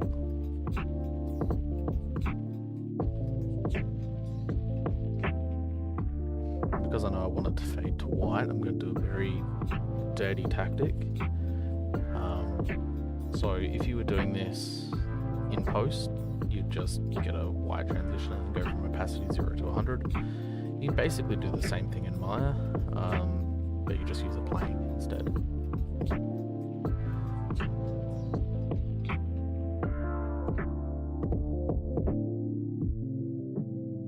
Again, I would recommend, if you're going to do any post-production on this, that's where you would add your fade to white, and if you're doing any renders, you remove this.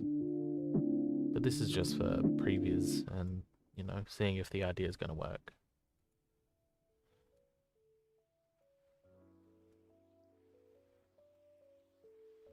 Double check all I'm looking at is a very beautiful grey mass. Cool. So what you can do is go into your attribute editor, Lambert, assign a new Lambert, make it white, or black if you're fading to black, doesn't matter. Should be fine. Cool.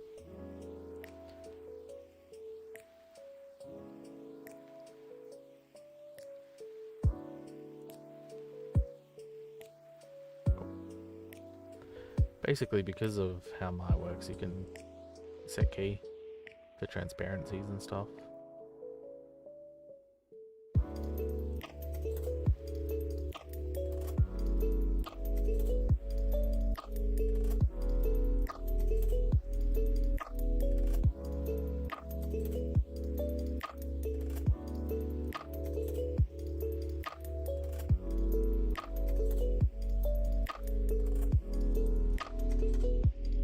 Not perfect, but it generally does the job for, He's just trying to make something quick.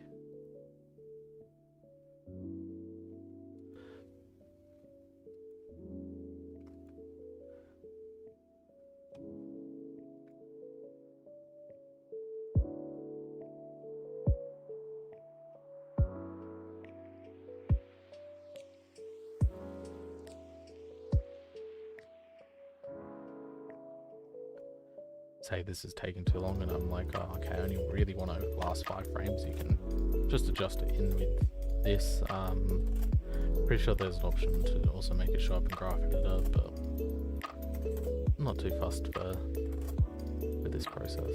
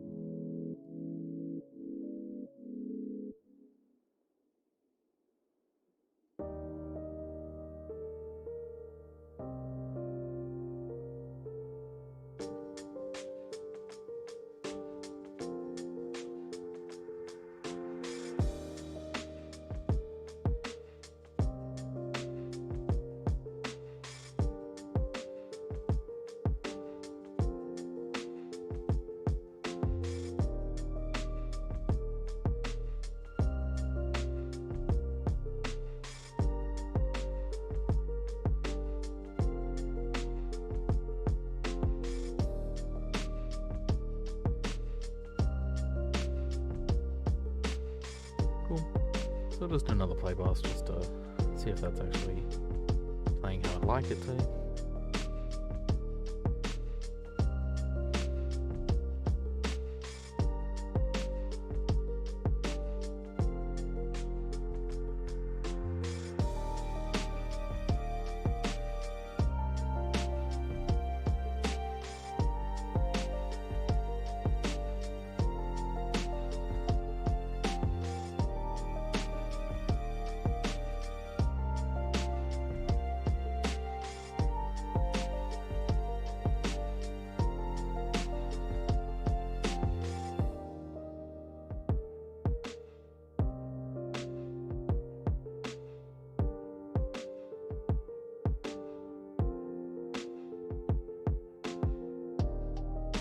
Yeah, that seems to work as I really hoped it would.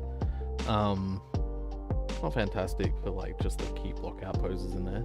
Like it still needs the like the in-betweens, which are currently not in there.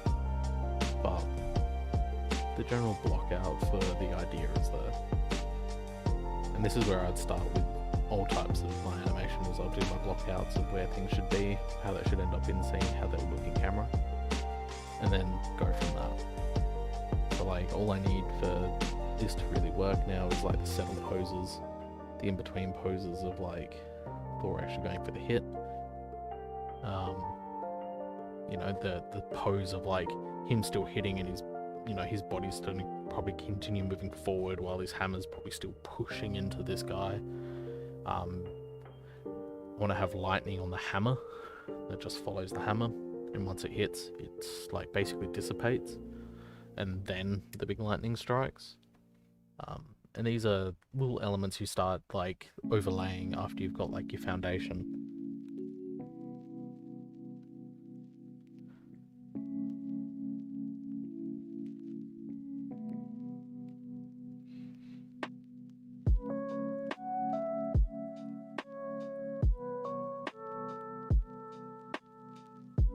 And I recommend after, you know, you've got something that's basically in your final block out or final stages that you don't just name it final.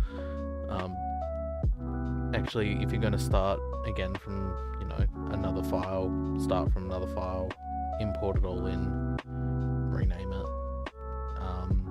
If you're just going to continue on with version numbers, make a note of where your base file is.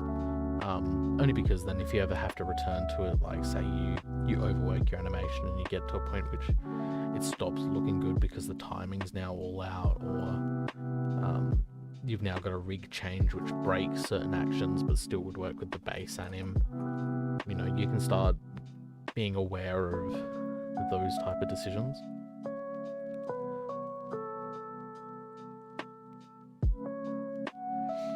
But what I'm going to do for the remainder of this is I'm going to be sitting down just trying to get this like blend pose going. Not for the end, but like just that swing. Let's see if I can find that key.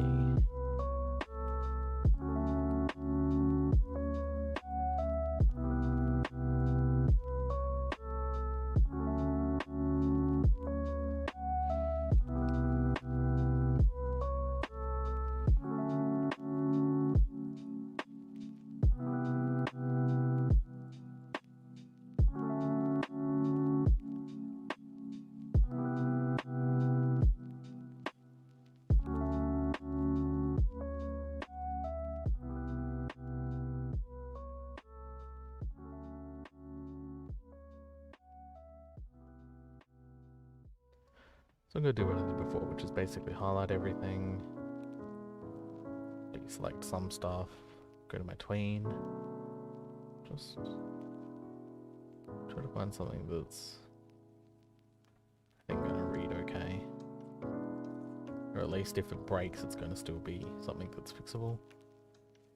Like this, it's a very dumb pose because things are broken, but kind of anticipated it, so you start like noodling out how you can fix it. For this rig, it's not going to take that long, I shouldn't think.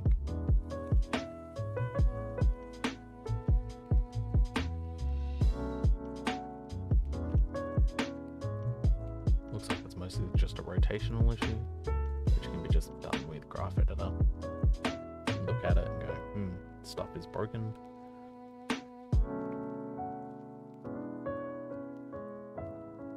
Maybe I'll do a yellow filter.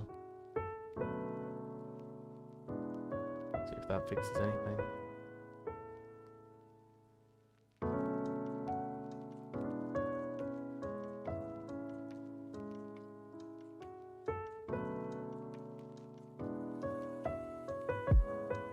Have a look at what my next pose is, how that situates. It's a nice, strong elbow pose.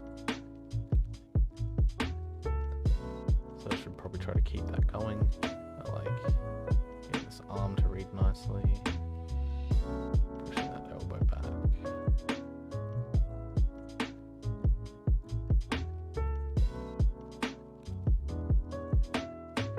It looks like I've got the pole vector stuck somewhere. So I'll go into my wireframe, find the pole vector. Hopefully not select skin pole vector.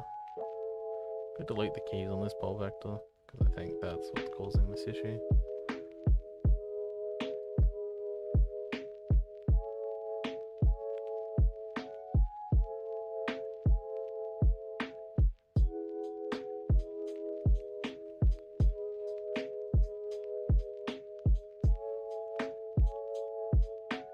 Probably want to rotate this chest a little bit more.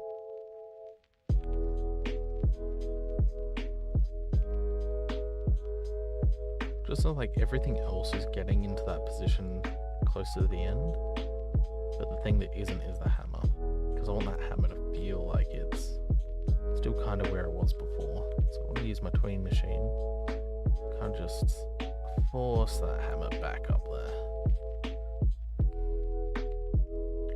The only thing I will be doing is making sure that the arc on it is slightly nicer. So I'll just be tweaking how this hand looks.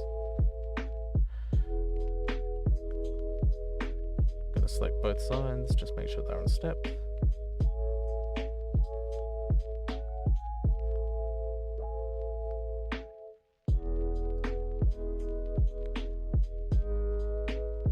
Go orbit cam. Gonna hide this.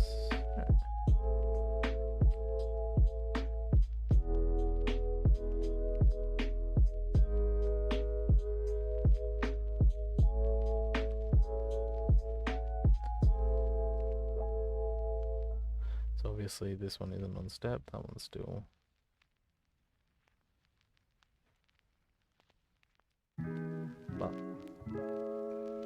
everything else on this looks nice. The only thing I have to be worried about is the wrist. Oh, not that control. It's this little wrist control. Because it feels like it's limp. Which is, you don't want a limp wrist with a heavy weapon.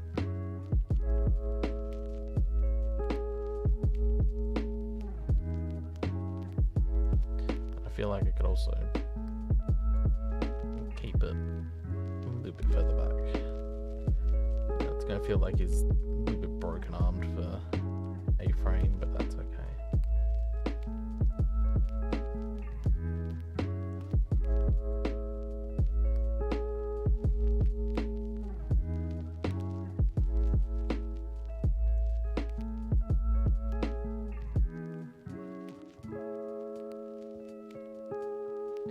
The alternative, if I don't want to do that, is I push this all the way out this way.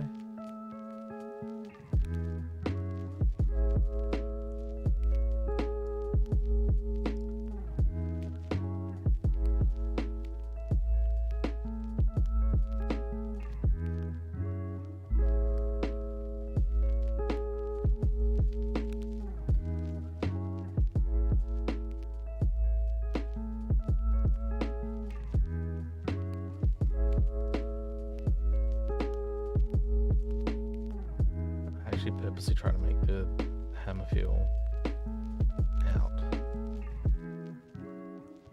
Probably do this even with a stretch, so if I pop the stretch control on for this frame, drag it out. Probably look a little bit funky, but that's okay. I'm gonna do what I did with the legs a little bit earlier, which is basically force them to look like they're doing the thing that I want them to.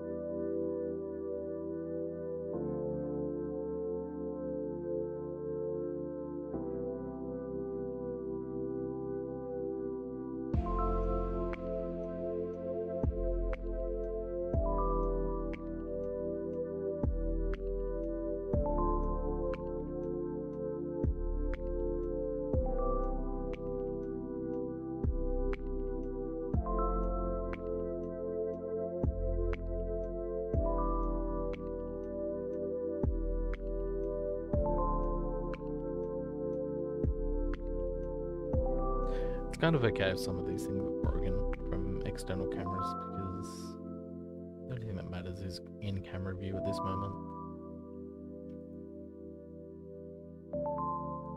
Like I did my block out in camera, so everything else should line up really nicely, but there will be moments where stuff like this just looks super broken.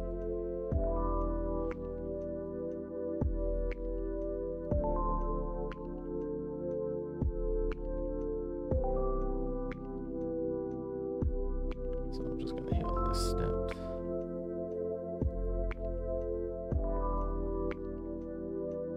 Cool. Now we'll go back into the camera.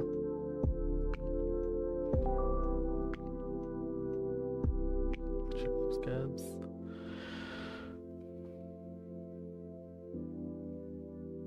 Have a look how this looks.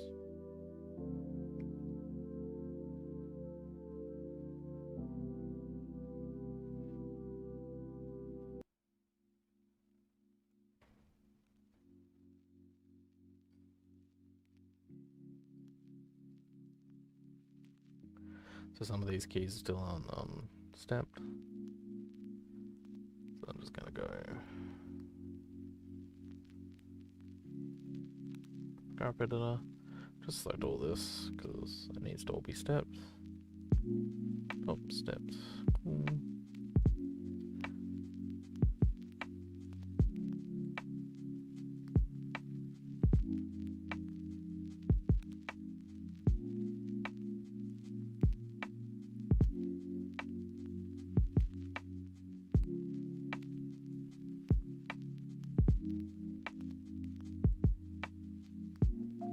One thing I'm not liking is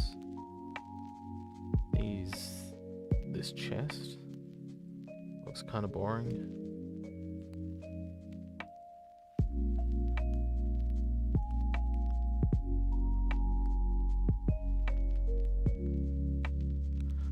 So I'm gonna see if I can get a nice chest posing.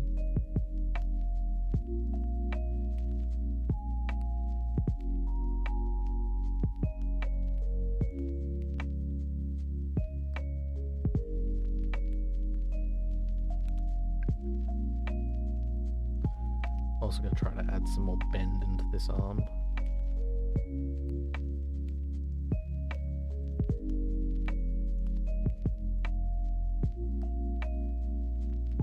Hopefully without losing volume.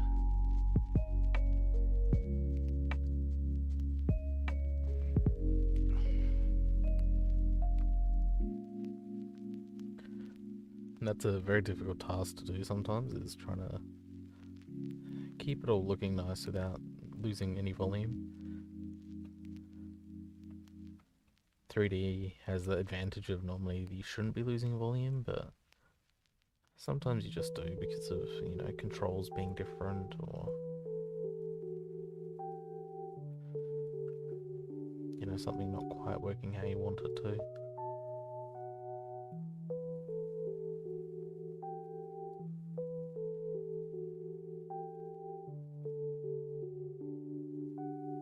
So all I'm doing at the moment is I'm just trying to force it rotate. So it kind of feels like there's like a lot of stuff going on in that arm. So I've got to try to line it up so it's closer like that, opposed to downward like a U. I need it to be flatter and more in line with the arc that this is going to be hitting in. Like that's already closer to where it needs to be.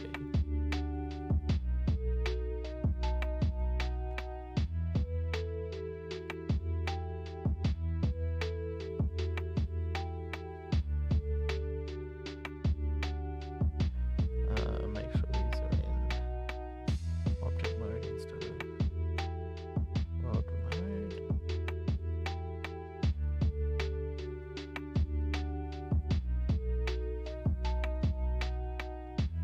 Use this shoulder control up here just to really so all of that's coming around.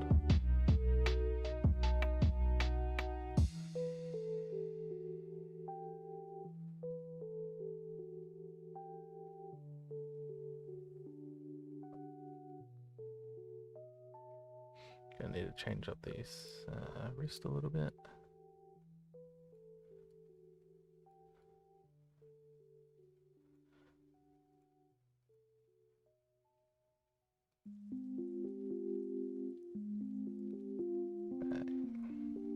Wonderful.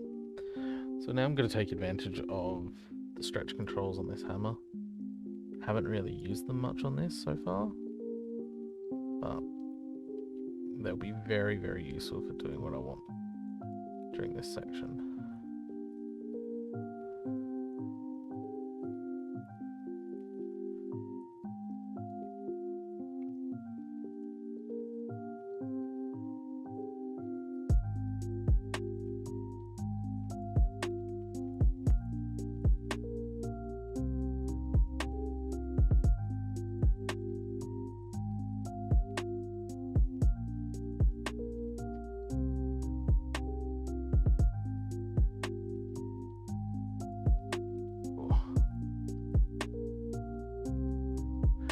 Just being a little bit slow because of being on it for so long. So what I'm doing at the moment is stretching this hammer out, for one.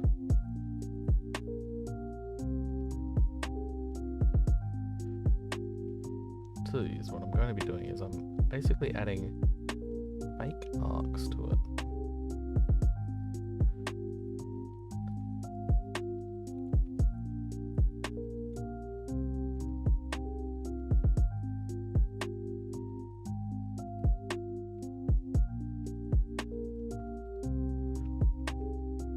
This is just a giant smear frame at this moment.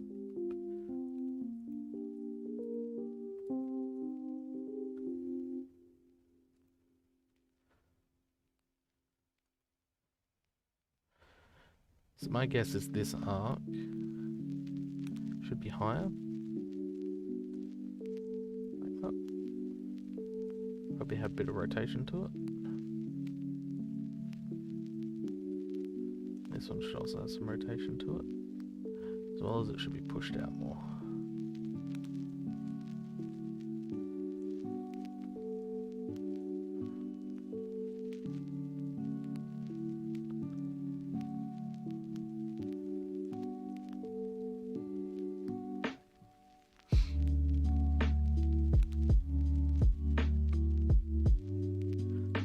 So the other two keys that I want from this, I want it to kind of feel like it's out, but I also want to feel like that for a little bit longer. I'm just going to grab this key and drag it along 2 frames.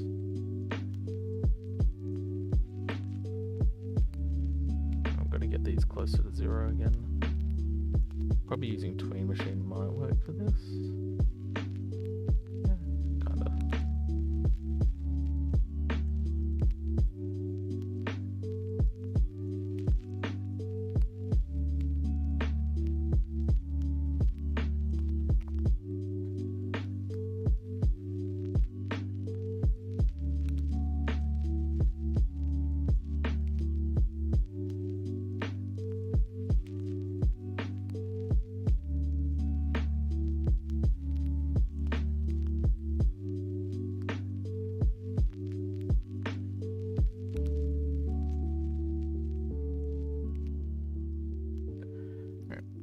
Look at that in motion.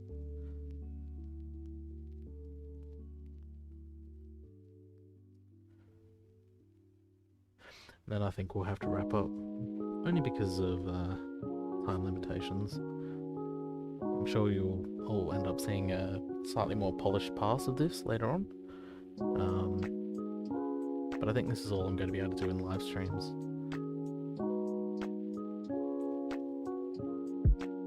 But I hope this has given a good idea on, you know, the pipeline that you can start following, what type of techniques you can use to try to block out your animation, a couple of techniques to try to amp up your current existing animations with camera work, as well as trying to find some, you know, extra bits and pieces to add some extra life into it, be it, you know, effects rigs or, you know, your character's interaction with the world, storytelling is a little bit different.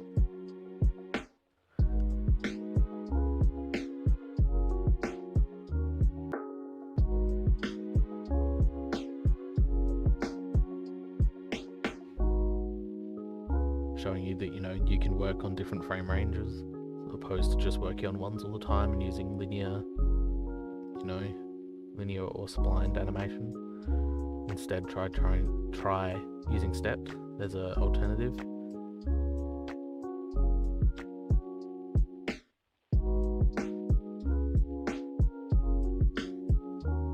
Anyway, this has been Jake Davis, and I hope you all have a lovely time animating.